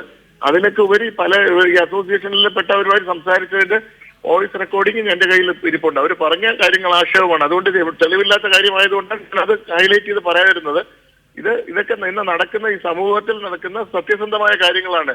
അല്ലാതെ ഞാൻ പേടിച്ച് പിന്മാറിയിട്ടോ എന്നെ വധഭീഷണി പറഞ്ഞിട്ടോ ഒന്നും ഞാൻ പിന്മാറിയിട്ടില്ല. ഞാൻ പറഞ്ഞ സ്ഥലത്ത് തന്നെ ഉറച്ചു നിൽക്കുന്നു. താങ്കൾ അല്പം മുമ്പ് ശ്രീ അജയ് തറയിൽ പറഞ്ഞൊരു കാര്യമുണ്ട്. താങ്കൾ അവിടെ വെറും കൈയോടുകൂടിയാണ് കയറിപ്പോയത്. താങ്കളുടെ കയ്യിൽ ഒരു തെളിവും ഉണ്ടായിരുന്നില്ല. ഒരു ആക്ഷേപം ഉന്നയിക്കുക എന്ന് പറയുമ്പോൾ അതിന് ഉപോത്ബലകമായി എന്തെങ്കിലും തെളിവുകൾ നൽകണ്ടേ ശ്രീ ബിജു രമേശ്? അത് കഴിഞ്ഞതിന് ശേഷം 3-3:30 മണിയോടുകൂടി അവിടുത്തെ സർക്കിൾ ഇൻസ്പെക്ടർ അടക്കുന്ന സംഘം എന്റെ ഓഫീസിൽ വരികയും അതുമായി ബന്ധപ്പെട്ട് എന്റെ ക്യാഷ് അവിടെ നിന്ന് 10 ലക്ഷം കൊണ്ടുപോയി കണക്കുകൾ പരിശോധിക്കുകയും കൊണ്ടുപോയ വണ്ടിയുടെ ഡീറ്റെയിൽസ് ഒക്കെ അവിടെ ഇരുന്നപ്പോൾ സ്റ്റേറ്റ്മെന്റിൽ തന്നെ എടുത്തിട്ടുണ്ട്. പിന്നെ അതുപോലെ പോകുന്ന ഈ ക്യാഷുമായിട്ട് പോകാൻ വന്ന സംസ്ഥാന പ്രസിഡന്റ് താമസിച്ചിരുന്നത് നമ്മുടെ ഹോട്ടലിലാണ്. അതിന്റെ റെക്കോർഡ്സുകൾ പരിശോധിക്കുകയും ഇന്ന് അവര് സ്റ്റേറ്റ്മെന്റ് എടുക്കാൻ വേണ്ടി എന്റെ അക്കൗണ്ടന്റിനെയും ഹോട്ടൽ മാനേജറിനെയും എന്റെ ഡ്രൈവറിലാണ് വണ്ടി ഓടിച്ചുകൊണ്ട് പോയത്. ഡ്രൈവറെ ഇന്ന് വരാൻ പറഞ്ഞു. ഇന്ന് ഉച്ചയ്ക്ക് 2 പേരെ ചെന്നിരുന്നുള്ളൂ. അത് അവർക്ക് എന്തോ അസൗകര്യം ഉള്ളതുകൊണ്ട് നാളെ ഉച്ചയ്ക്ക് വീണ്ടും അവരുടെ സ്റ്റേറ്റ്മെന്റ് എടുക്കാനായിട്ട് വരുന്നുണ്ട്. അപ്പൊ ഫർദർ എൻക്വയറി നടന്നുകൊണ്ടിരിക്കുകയാണ്. ഈ ഒരു ബാറിന് 2 ലക്ഷം ഒരു ബാറിന് ആദ്യം 1 ലക്ഷം രൂപ പിരിക്കാനും പിന്നീട് അത് 2 ലക്ഷമാക്കി ഉയർത്തിയെന്നാണല്ലോ താങ്കൾ പറയുന്നത്. താങ്കൾ ഇതിനാണ് ഇവരെ 10 ലക്ഷം രൂപ കൊടുത്തത്. ഇത് ആവശ്യങ്ങൾക്ക് വരുമ്പോൾ എമർജൻസി ആയിട്ട് വരുമ്പോൾ പെട്ടെന്നാണ് എല്ലാവരും ഈ ഫണ്ട്സ് കളക്ട് ചെയ്ത് കൊടുത്തിട്ട് പിന്നെ ബാക്കിയാണ് പിന്നെ ആദ്യം ഷെയർ ചെയ്യുന്നത്. തിരിച്ച് ഞങ്ങളെ പലരിൽ നിന്നായിട്ട് പെട്ടെന്ന് കളക്ട് ചെയ്യാൻ പറ്റുന്നത്. ഇപ്പൊ തന്നെ കോട്ടയത്ത് വെച്ച് പെട്ടെന്ന് അസോസിയേഷൻ വിളിച്ച് പറഞ്ഞാൽ 15 ലക്ഷം രൂപ ഉടനെ അവിടെ എത്തിച്ചോ. ചിലപ്പോൾ ഒരാളുടെ പൈസ ആയിരിക്കും, ചിലപ്പോൾ 2-3 പേരുടെ ആയിരിക്കാം, 5-5 വെച്ചായിരിക്കാം. പിന്നെ ബാക്കിയുള്ളവരെ കളക്ട് ചെയ്തിട്ട് അവർക്ക് തിരിച്ചു കൊടുക്കുകയാണ് അസോസിയേഷൻ ചെയ്യുന്നത്. ഞാൻ അതിന് പ്രധാനപ്പെട്ട വിഷയത്തിലേക്ക് കടക്കട്ടെ. ഈ 10 ലക്ഷം രൂപ കൊണ്ടുപോയ വണ്ടിയുടെ നമ്പറാണ് ആകെ കൊടുത്ത തെളിവ്. 10 ലക്ഷം രൂപയല്ല കൊണ്ടുപോയി, അന്ന് 35 ലക്ഷം രൂപയാണ് കൊണ്ടുപോയത്. പ്രസിഡന്റ് നമ്മളെ ഹോട്ടലിലാണ് താമസിച്ചതിന്റെ അന്നത്തെ രജിസ്റ്ററിന്റെ കോപ്പി, പിന്നെ ക്യാഷ് കൊടുത്ത അക്കൗണ്ടിന്റെ സ്റ്റേറ്റ്മെന്റ് ഇതെല്ലാം എടുക്കാനായിട്ട് നാളത്തേക്ക് മാറ്റി വെച്ചേക്കാണ്. അതൊരു തെളിവാണോ ബിജു രമേശ്? താങ്കൾ തന്നെ ആലോചിച്ച് നോക്കൂ. അപ്പൊ ഒരു കൊലപാതകം ചെയ്യുന്ന കൊല്ലുന്ന ഞാൻ കണ്ടുവെന്ന് പറഞ്ഞാൽ ആ കത്തി കൂടെ കൊണ്ടുവന്നാൽ മാത്രമേ കൊലപാതകമായി നമ്മൾ കണക്കിലെടുക്കുള്ളൂ. ആ കേസ് തെളിയിക്കപ്പെടാൻ കത്തി നിർണായകമാണ്. അതുകൊണ്ടാണല്ലോ പോലീസ് എസ്കത്തി ഉണ്ടാക്കുന്ന ഒരു കഥ നമ്മൾ കുറച്ചു കാലം മുമ്പ് കേട്ട് മറന്നത്. അപ്പൊ അത് പോലീസല്ലേ അന്വേഷിച്ച് കണ്ടുപിടിക്കേണ്ടത്. ഞങ്ങൾ ഇത്രയും പറഞ്ഞു കൊടുത്തു. ഇതെല്ലാം പോയതും വന്നതും കണ്ടതുമായിട്ടുള്ള കാര്യങ്ങൾ അവരുടെ ബാക്കിയുള്ളവരുടെ സ്റ്റേറ്റ്മെന്റ് എടുക്കട്ടെ, ബാക്കിയുള്ള കാര്യത്തിലേക്ക് വരട്ടെ. അല്ല, ഈ 1 കോടി കൊടുത്തതിന് ശേഷം ഒരു ബാർ ഉടമ കെ മാണിയെ ഫോണിൽ വിളിക്കുന്നതും അതിന്റെ റെക്കോർഡുണ്ട് എന്നൊക്കെ കേട്ടിരുന്നു. അതേക്കുറിച്ച് ഇപ്പൊ ഒന്നും മിണ്ടുന്നില്ല. അതെ, വരട്ടെ. അത് ബാക്കി സെൻട്രൽ ഏജൻസിയുടെ ഒരു അന്വേഷണം വരട്ടെ. ബാക്കി അന്വേഷണവുമായി മുന്നോട്ട് പോകുമ്പോൾ ബാക്കി ആവശ്യത്തിലുള്ള കാര്യങ്ങൾ ഈ 5 അംഗ കമ്മിറ്റിയുടെ കൈകളിലുള്ള മറ്റു തെളിവുകളും കൊടുക്കാൻ തയ്യാറാണെന്നാണ് പറയുന്നത്. അതിനാണ് 5 അംഗ കമ്മിറ്റി ഉണ്ടാക്കിയിരിക്കുന്നത്. താങ്കളുടെ മൊഴി എടുത്തിരിക്കുന്നു, താങ്കളുടെ മാനേജറുടെ മൊഴി എടുക്കുന്നു, അല്ലെങ്കിൽ ഇനി ബാക്കി മൊഴി എടുക്കുമ്പോൾ കെ മാണിയുടെ മൊഴി എടുക്കാൻ വിജിലൻസ് തയ്യാറാകുമെന്ന് താങ്കൾ വിശ്വസിക്കുന്നുണ്ടോ? അത് എനിക്ക് യാതൊരു പ്രതീക്ഷയും ആദ്യം തൊട്ടേ ഞാൻ പറയുന്നതാണ്. എങ്ങനെയാണ് ഇത്രയും ലോ ഫൈനാൻസ് കൈകാട്ടുന്ന ഒരു മന്ത്രിയുടെ മുന്നിൽ പോയി നിന്ന് മൊഴി എങ്ങനെ എടുക്കാനുള്ള സാധ്യത അവരെ ആരെങ്കിലും എഴുതി കൊടുക്കുന്നവരെ പകർത്തി എഴുതിക്കൊണ്ട് പോരുമെന്നുള്ളതാണ് എന്റെ വിശ്വാസം. അതുപോലെ അതിന്റെ നേരത്തെ തന്നെ മുഖ്യമന്ത്രി പറഞ്ഞു കഴിഞ്ഞല്ലോ, ഇതിൽ കാര്യമൊന്നുമില്ല, കടമ്പില്ല, അതിൽ വാസ്തവമില്ല, അത് അന്വേഷണം പ്രത്യേകിച്ച് കാര്യമൊന്നുമില്ല എന്ന കാര്യം. അതിന്റെ നമ്മൾ പരീക്ഷ എഴുതുന്നതിന് മുമ്പ് റിസൾട്ട് വരുന്ന ഒരു സാഹചര്യം അറിയാലോ, ഇന്റർവ്യൂവിന് പോകുന്നതിന് മുമ്പ്. അതുപോലെ എനിക്ക് വേഗം അവസാനിപ്പിക്കേണ്ടതുകൊണ്ട് ഞാൻ തിടുക്കത്ത് ചോദിക്കുകയാണ് ബിജു രമേശ്. 20 കോടി രൂപ എന്നുള്ളത് യോഗത്തിൽ ആക്ഷേപം ഉയർന്നല്ലോ. വളയ്ക്കണോ അതോ ഒടിക്കണോ എന്നൊരു ചോദ്യവും ആ യോഗത്തിൽ താങ്കൾ തന്നെ ഉയർത്തി. വളക്കാൻ വേണ്ടിയാണ് താങ്കൾ ഇത് പറഞ്ഞത്, അതുകൊണ്ടാണ് പിൻവാങ്ങിയെന്ന അതൊക്കെ നിങ്ങൾ തീരുമാനിച്ചുള്ളതാണ് ഞാൻ പറഞ്ഞത്. വളക്കുകയോ ഒടിക്കുകയോ ഒക്കെ എന്താ വേണ്ടെന്ന് വെച്ചാൽ നിങ്ങൾ ജനറൽ ബോഡിയും എക്സിക്യൂട്ടീവ് കമ്മിറ്റികളും തീരുമാനിച്ചോളാൻ പറഞ്ഞു. അതിനൊന്നും ആ വിഷയത്തിലേക്ക് ഞാനില്ല. കാരണം ഇത് ഈ കൊടുത്ത അല്ലല്ല, ഞാൻ ചോദിക്കുന്നത് വളക്കാൻ മാത്രമായിരുന്നു ആ യോഗത്തിന്റെ തീരുമാനം എന്നതുകൊണ്ടല്ലേ താങ്കൾ നേരിട്ട് തെളിവ് നൽകാതിരുന്നത്, അല്ലെങ്കിൽ ഈ പറയുന്ന ദുർബലമായ തെളിവുകൾ നൽകിയത്? ദുർബലമായ തെളിവൊന്നുമല്ല. 5 അംഗ കമ്മിറ്റി വെച്ചിട്ടുണ്ട്. അവരുടെ ഡീറ്റെയിൽസ് കൊടുത്തിട്ടുണ്ട്. മൊത്തം ഭാരവാഹികളുടെ അഡ്രസ്സും ഡീറ്റെയിൽസ് ഫോൺ നമ്പറും എല്ലാം കൊടുത്തിട്ടുണ്ട്. അവരെ വിളിക്കട്ടെ. അവർ തെളിവുകൾ കംപ്ലീറ്റ് കൊടുക്കുന്നതിലേക്ക് ജനറൽ സെക്രട്ടറി അടങ്ങുന്ന 5 പേരെ ചുമതലപ്പെടുത്തിയിട്ടുണ്ട്. അവരാണ് എവിഡൻസ് കൊടുക്കാൻ വേണ്ടി എക്സിക്യൂട്ടീവ് യോഗം തീരുമാനിച്ചത്. ഞാൻ ദയവായി തുടരണം. താങ്കൾ ടെലിഫോൺ ലൈനിൽ ശ്രീ വി. സുനിൽകുമാർ, താങ്കൾ തിങ്കളാഴ്ച കോടതിയിൽ പോവുകയാണ് എന്ന് അല്പം മുമ്പ് പറഞ്ഞല്ലോ. ഈ പറയുന്ന തെളിവുകൾ കൊണ്ട് കോടതിയിൽ പോയിട്ട് എന്തെങ്കിലും കാര്യമുണ്ടോ? തീർച്ചയായിട്ടും. അല്ല നികേഷ്, ഇന്ന് കേരളത്തിൽ നടന്നുകൊണ്ടിരിക്കുന്നത് ഞങ്ങൾ കോടതിയിൽ പോകുന്ന കാര്യം സുപ്രീം കോടതിയുടെ ലളിതകുമാരിക്കുമായി ബന്ധപ്പെട്ടുകൊണ്ടുള്ള UP കേസിൽ പറഞ്ഞിരിക്കുന്ന സുപ്രധാനമായ കാര്യം, ഇത്തരമൊരു ആരോപണം ഉണ്ടായിക്കഴിഞ്ഞാൽ ആ ആരോപണത്തെ സംബന്ധിച്ച് ആ ആരോപണത്തിനകത്ത് കൊഗ്നൈസബിൾ ഒഫൻസ് ഉണ്ടെങ്കിൽ അത് സംബന്ധിച്ച് പോലീസ് FIR രജിസ്റ്റർ ചെയ്ത് കേസ് അന്വേഷിച്ച് മുന്നോട്ട് പോകണമെന്നുള്ളതാണ്. 7 ദിവസം അതിന് കൃത്യമായ 7 ദിവസത്തെ പറ്റിയും ആ കോടതി വിധിയിൽ വ്യക്തമായിട്ട് പറയുന്നുണ്ട്. അതിനെ മറികടന്നുകൊണ്ടാണ് ഇവർ പിന്നെ വിജിലൻസിന്റെ പേരിൽ ഇപ്പൊ ക്വിക്ക് വെരിഫിക്കേഷൻ എന്ന് പറഞ്ഞുകൊണ്ട് മാസങ്ങൾ നീട്ടി ഇത് മുന്നോട്ട് പോയിക്കൊണ്ടിരിക്കുന്നത്. അപ്പൊ ഏത് അന്വേഷണം ആണെങ്കിലും അന്വേഷണം നിയമപരമായി നടക്കുകയും ഈ അന്വേഷണത്തിന് വിധേയമാകേണ്ട ആളുകളെ അന്വേഷിക്കാൻ കഴിയുന്ന നിലയിലേക്ക് എത്തിക്കുകയും വേണം. അതിൽ പ്രധാനപ്പെട്ട ഒരു കാര്യം എന്താണ്, KM മാണി, ഇവിടെ നേരത്തെ ബിജു രമേശ് സൂചിപ്പിച്ചൊരു കാര്യമുണ്ട്. KM മാണി കേസിൽ ചോദ്യം ചെയ്യേണ്ടി വരുമല്ലോ. എങ്ങനെ KM മാണി ചോദ്യം ചെയ്യാൻ വേണ്ടി പറ്റും? KM മാണി കേരളത്തിന്റെ ധനമന്ത്രി ആയിരിക്കുമ്പോൾ KM മാണിയെ ചോദ്യം ചെയ്യാൻ പറ്റുമോ? അദ്ദേഹത്തിന് ഉദ്യോഗസ്ഥന്മാർ ചോദ്യം ചെയ്യാൻ പറ്റുമോ? അത്രയും ഗുരുതരമായ ഒരുപാട് വിഷയങ്ങൾ ഇതിൽ അന്തർഭവിച്ചിരിക്കുന്നു എന്നുള്ളതുകൊണ്ട്, ആരോപണം ഉന്നയിക്കപ്പെട്ടിരിക്കുന്നത് മന്ത്രിയാണ് എന്നുള്ളതുകൊണ്ടും ബഹുമാനപ്പെട്ട ഹൈക്കോടതി ഇടപെട്ടുകൊണ്ട് ഒരു അന്വേഷണം, ശക്തമായ ഒരു അന്വേഷണത്തിന് ആവശ്യമായ നടപടി സ്വീകരിക്കണമെന്നും ഇപ്പോൾ വിജിലൻസ് നടത്തിക്കൊണ്ടിരിക്കുന്ന അന്വേഷണത്തിന്റെ ഗുരുതരമായിട്ടുള്ള വീഴ്ചകൾ പരിഹരിക്കാൻ വിജിലൻസ് അന്വേഷണമാണോ, ജുഡീഷ്യൽ കമ്മീഷന്റെ അന്വേഷണമാണോ, കോടതി നിരീക്ഷണത്തിലുള്ള പോലീസ് സംഘത്തിന്റെ അന്വേഷണമാണോ, ഏത് അന്വേഷണമാണ്?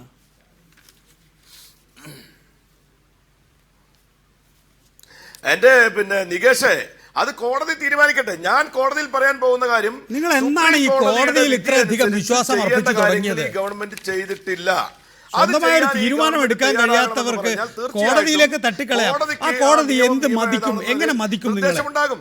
ആ നിയമം അനുസരിച്ച് കാര്യങ്ങൾ പോട്ടെ. നമ്മൾ പ്രയർ ശക്തമായി പറയണം. പ്രയർ പറയാതിരുന്നു കഴിഞ്ഞാൽ അത് കേട്ടില്ല. ബിജു പറയുന്നത് പ്രയർ കൃത്യമായി പറയണം, ഏത് അന്വേഷണ ഏജൻസി വേണം എന്നത് സംബന്ധിച്ച്. അങ്ങനെ കൃത്യമായി നിങ്ങൾക്ക് പോലും നിശ്ചയമില്ലാത്ത ഒരു കാര്യത്തിന് കോടതിയെ എടുത്ത് ദൂരക്കളയും. അങ്ങനെയല്ല. നാളെ ഞാൻ എൻ്റെ വക്കീലുമായി അഡ്വക്കേറ്റ് രഞ്ജിത്ത് തമ്പാനുമായി ആലോചിച്ചുകൊണ്ട്, പഴയ അഡീഷണൽ അഡ്വക്കേറ്റ് ജനറലായ രഞ്ജിത്ത് തമ്പാനുമായി ആലോചിച്ചുകൊണ്ട് ഈ സുപ്രീം കോടതി വിധി പ്രകാരം ഈ കേസിൽ എങ്ങനെ ഇടപെടേണ്ടതുണ്ട് എന്ന് കൃത്യമായ പ്രയർ തിങ്കളാഴ്ചത്തെ കോടതിയിൽ വരും. നിങ്ങൾ ആ കോടതിയിൽ പ്രയർ വരുമ്പോൾ നിങ്ങൾ കണ്ടോളൂ. ആയിക്കൊള്ളട്ടെ. ബിജു, ഇക്കാര്യത്തിൽ സുനിലിനെ സഹായിക്കാൻ തയ്യാറാണോ? തീർച്ചയായിട്ടും. നല്ലൊരു അന്വേഷണ ഏജൻസി, സെൻട്രൽ ഏജൻസി വരികയാണെങ്കിൽ ഇവിടുത്തെ ഈ പറയപ്പെടുന്ന ബാക്കി ആ 20 രൂപയുടെ കണക്ക് പുറത്തു കൊണ്ടുവരണമെന്ന് മനസ്സുകൊണ്ട് ആഗ്രഹിക്കുന്ന ഒരു വ്യക്തി ഞാനാണ്. അതുകൊണ്ട് തന്നെ അതിന് വേണ്ട എല്ലാവിധത്തിലുള്ള സപ്പോർട്ട്സും, ബാക്കി ഇതിപ്പോ ഒരാൾ ഓരോന്ന് പറഞ്ഞു കഴിഞ്ഞാൽ ഇപ്പോ ഓരോരുത്തരെയും ഭീഷണിപ്പെടുത്തി അവരെ സാക്ഷി പറയാനോ മൊഴി പറയാനോ പോലും കിട്ടാത്ത അവസ്ഥയിൽ ചില കൊലക്കേസുകൾ പോലും സാക്ഷികളെ പിടിച്ച് മറിക്കുന്ന പോലെ ഇതിൽ ബിസിനസ് ചെയ്യുന്നവരാണ്. അവരെ വിരട്ടി കഴിഞ്ഞാൽ അവർ പലരും വിരട്ടു പോകും.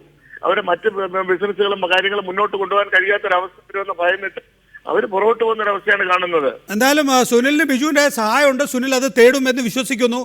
ശ്രീ തോമസ് ഉണ്ണിയാടൻ, മാണി സാർ സ്വമേധയാ ഈ വിജിലൻസിന് മുമ്പാകെ മൊഴി കൊടുക്കാൻ തയ്യാറാണെന്ന് പ്രഖ്യാപിച്ചാൽ അല്ലാതെ വിജിലൻസുകാർക്ക് മാണി സാറിന്റെ ഓഫീസിൽ പോകാൻ കഴിയില്ല, മുട്ടിടിക്കും.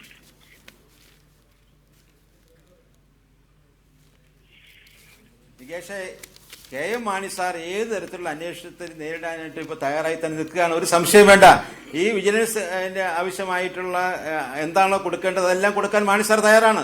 ഇവിടെ ബഹുമാനായി എന്റെ സുഹൃത്ത് സുനിൽകുമാറിന്റെ ചോദ്യത്തിന് അദ്ദേഹം നൽകിയ മറുപടി ബഹുമാനപ്പെട്ട ബിജു രമേശ് പങ്കാളിയായത് കേട്ടോ? എന്താ ബിജു രമേശ് പറഞ്ഞത്? സുനിൽകുമാറുമായി ചേർന്നുകൊണ്ട് കോടതിയിൽ പോകാൻ തയ്യാറാണ് എന്ന് പറഞ്ഞതിന്റെ അർത്ഥം എന്താ? ഇവിടെ ഈ ബന്ധം എവിടുന്നാണ്? ഇതാണ് നമുക്ക് സംശയം ഉണ്ടാക്കുന്നത്. ഈ ബന്ധം എവിടുന്നാണ്? ഇങ്ങനെ ഈ തരത്തിലുള്ള CPI ഉള്ള ഒക്കെ ചില നേതാക്കന്മാരുടെ കൂടിയൊക്കെയുള്ള ബന്ധമാണ് ബഹുമാനപ്പെട്ട ബിജു രമേശിനെ സംബന്ധിച്ചിടത്തോളം ഇത്തരത്തിൽ നീങ്ങാൻ ഉള്ള പ്രേരണ എന്നാണ് ഞങ്ങൾക്ക് സംശയം ഉണ്ടാകുന്നത്. ഇതിൽ പുതിയ ഒരു സംശയം ഉണ്ടായിരിക്കുകയാണ്. ഇതൊരു ഗൂഢാലോചന എന്ന് പറയുമ്പോൾ തീർച്ചയായിട്ടും ഇക്കാര്യത്തിൽ ബാർ ഉടമകളും ഒക്കെ ആയിട്ട് ഇത്തരത്തിലുള്ള സംഘടനകൾ, എന്റെ ബഹുമാനെ സുനിൽകുമാറിന്റെ രാഷ്ട്രീയ സംഘടന ഉൾപ്പെടെയുള്ള സംഘടനകളൊക്കെ തന്നെ ഗൂഢാലോചന നടന്നിട്ടുണ്ടോ ഞങ്ങൾ സംശയിക്കുകയാണ്. എന്റെ ബഹുമാന്യ സുഹൃത്ത് ശ്രീ സുനിൽകുമാർ എന്റെ പ്രിയപ്പെട്ട സുഹൃത്താണ്. പക്ഷേ അദ്ദേഹത്തിന്റെ പാർട്ടി CPI ഇന്ന് നേരിടുന്ന സ്ഥിതി എന്താണ് നമുക്കറിയാം.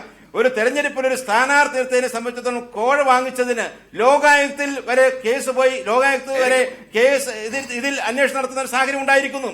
അങ്ങനെയുള്ള രാഷ്ട്രീയ പാർട്ടി, പിന്നെ ഈ രാഷ്ട്രീയ പാർട്ടിയെ സംബന്ധിച്ചിടത്തോളം ഈ രാഷ്ട്രീയ പാർട്ടി പ്രതിനിധിയായിട്ടുള്ള സുനിൽകുമാർ കോടതിയിൽ പറയുന്നു. എങ്ങനെയാണ് കോടതിയിൽ അദ്ദേഹം ഈ കാര്യത്തിൽ എടുക്കുന്ന ആവശ്യമെന്ന് അദ്ദേഹം കൃത്യമായി പറയാൻ കഴിയുന്നില്ല. എന്ത് നിവൃത്തിയാണ് കോടതിയിൽ നിന്ന് മേടിക്കാൻ അദ്ദേഹം ഉദ്ദേശിക്കുന്നത് പറയുന്നില്ല. ഏത് ഏജൻസിയെ കൊണ്ടാണ് അന്വേഷിപ്പിക്കാൻ അദ്ദേഹത്തെ ഉദ്ദേശിക്കുന്നത് പറയാൻ കഴിയുന്നില്ല. ഒരു സുപ്രീം കോടതിയിൽ ഒരു കേസ് കോട്ട് ചെയ്തിട്ട് എങ്ങനെയാണത് അതിനെ സമീപിക്കാൻ പോകുന്നത് അദ്ദേഹത്തിന് വ്യക്തമായിട്ട് പറയാൻ കഴിയുന്നില്ല. പക്ഷേ അദ്ദേഹം വ്യക്തമാക്കാതിരുന്നിട്ട് പോലും ബിജു രമേശ് പറയുന്നത് ഞങ്ങൾ തയ്യാറാണ്, CPIയുടെ ഈ കേസുമായി സഹകരിക്കാൻ തയ്യാറാണെന്ന് പറയുമ്പോൾ ഇതൊരു നീങ്ങുന്ന ഒരു ഗൂഢാലോചനയാണ്. ഇടതുപക്ഷത്തിലെ ചില സേവകന്മാർ കൂടി കൊടുക്കുന്ന ഗൂഢാലോചന ഭാഗമായിട്ടാണ് സംശയിക്കേണ്ടിയിരിക്കുന്നു. തീർച്ചയായിട്ടും ഇത് തീർച്ചയായിട്ടും ഒരു ഗവൺമെന്റിനെ അട്ടിമറിക്കാൻ വേണ്ടിയിട്ടുള്ള ബോധപൂർവ്വ പരിശ്രമമാണ്. അത് ബാർ ഉടമകളുടെ അസോസിയേഷൻ യോഗത്തിലും ഉണ്ടായിട്ടുണ്ട്. അതുകൊണ്ട് ആ ബാർ അസോസിയേഷൻ യോഗത്തിലെ കൊണ്ടുവരേണ്ടതായിട്ടുണ്ട്. ഇലക്ട്രോണിക്സ് റെക്കോർഡിംഗ് ഇവിടെ വരികയുണ്ടായി. അതിനെക്കുറിച്ച് അന്വേഷിക്കേണ്ടതായിട്ടുണ്ട്. അല്ല, ഞാൻ നികേഷ് CPIയുടെ സംസ്ഥാന എക്സിക്യൂട്ടീവിന്റെ തീരുമാനപ്രകാരമാണ് കേസ് കൊടുക്കുന്നത്. ഇത് ബിജു രമേശിനെ കണ്ടിട്ടോ ബിജു രമേശിന്റെ തീരുമാനം അനുസരിച്ചോ അല്ല ഞങ്ങൾ കേസ് കൊടുക്കാൻ പോകുന്നത്. ഇവർ ഇതുവരെ പറഞ്ഞെന്താ, നിങ്ങളൊരു കേസ് കൊടുക്കൂ, നിങ്ങളൊരു അന്വേഷണം ചെയ്യാൻ വേണ്ടി പറയൂ. ഇപ്പൊ കേസ് കൊടുക്കുന്നു എന്ന് പറഞ്ഞപ്പോൾ ബിജു രമേശിനും ഞാനും തമ്മിൽ ഗൂഢാലോചനയാണ് എന്ന് പറയുന്ന വിഡ്ഢിത്തം പറയരുത് എന്ന് ഇവര് പറയും. മാണി സാർ ഏത് അന്വേഷണം നേരിടും? KM മാണി നേരിടണം. KM മാണി ധനമന്ത്രിയായി നേരിടരുത്. ചങ്കൂറ്റമുണ്ടോ? KM മാണി എന്ന് പറയുന്നത് KM മാണിയല്ല, കേരളത്തിലെ ധനമന്ത്രിയാണ്. ആ KM മാണി നേരിടും എന്ന് പറയല, ധനമന്ത്രി നേരിടും എന്ന് പറയാൻ നിങ്ങൾക്ക് പറയുന്നില്ല. ധനമന്ത്രി അല്ല നേരിടേണ്ടത്, KM മാണി നേരിടണം എന്ന് പറയാൻ ധൈര്യമുണ്ടോ? കെ എം മാണി നേരിടുമെന്ന് പറയണമെങ്കിൽ കെ എം മാണി ധനമന്ത്രി സ്ഥാനം രാജിവെച്ചാൽ മാത്രമേ വെറും കെ എം മാണിയാവുള്ളൂ. ആ വെറും കെ എം മാണി കേസ് നേരിടാൻ തയ്യാറുണ്ടോ? അത് തയ്യാറില്ലാതെ ധനമന്ത്രി കെ എം മാണി നേരിടുമെന്ന് പറയുന്നത് നിങ്ങൾ നിയമത്തെ സ്വാധീനിക്കാൻ വേണ്ടി പിടിക്കാൻ ഞങ്ങളെ നിലപാട് വ്യക്തമാണ്. ശ്രീ വി എസ് സുനിൽകുമാർ, ഒപ്പം തന്നെ ഈ ചർച്ചയിൽ പങ്കെടുത്ത അജയ് തറയിൽ, തോമസ് ഉണ്ണിയാടൻ, ബിജു രമേശ്, ആ തീരുമാനമായി ഞങ്ങൾ മുന്നോട്ട് പോകുന്ന ഒരു സംശയം നന്ദി.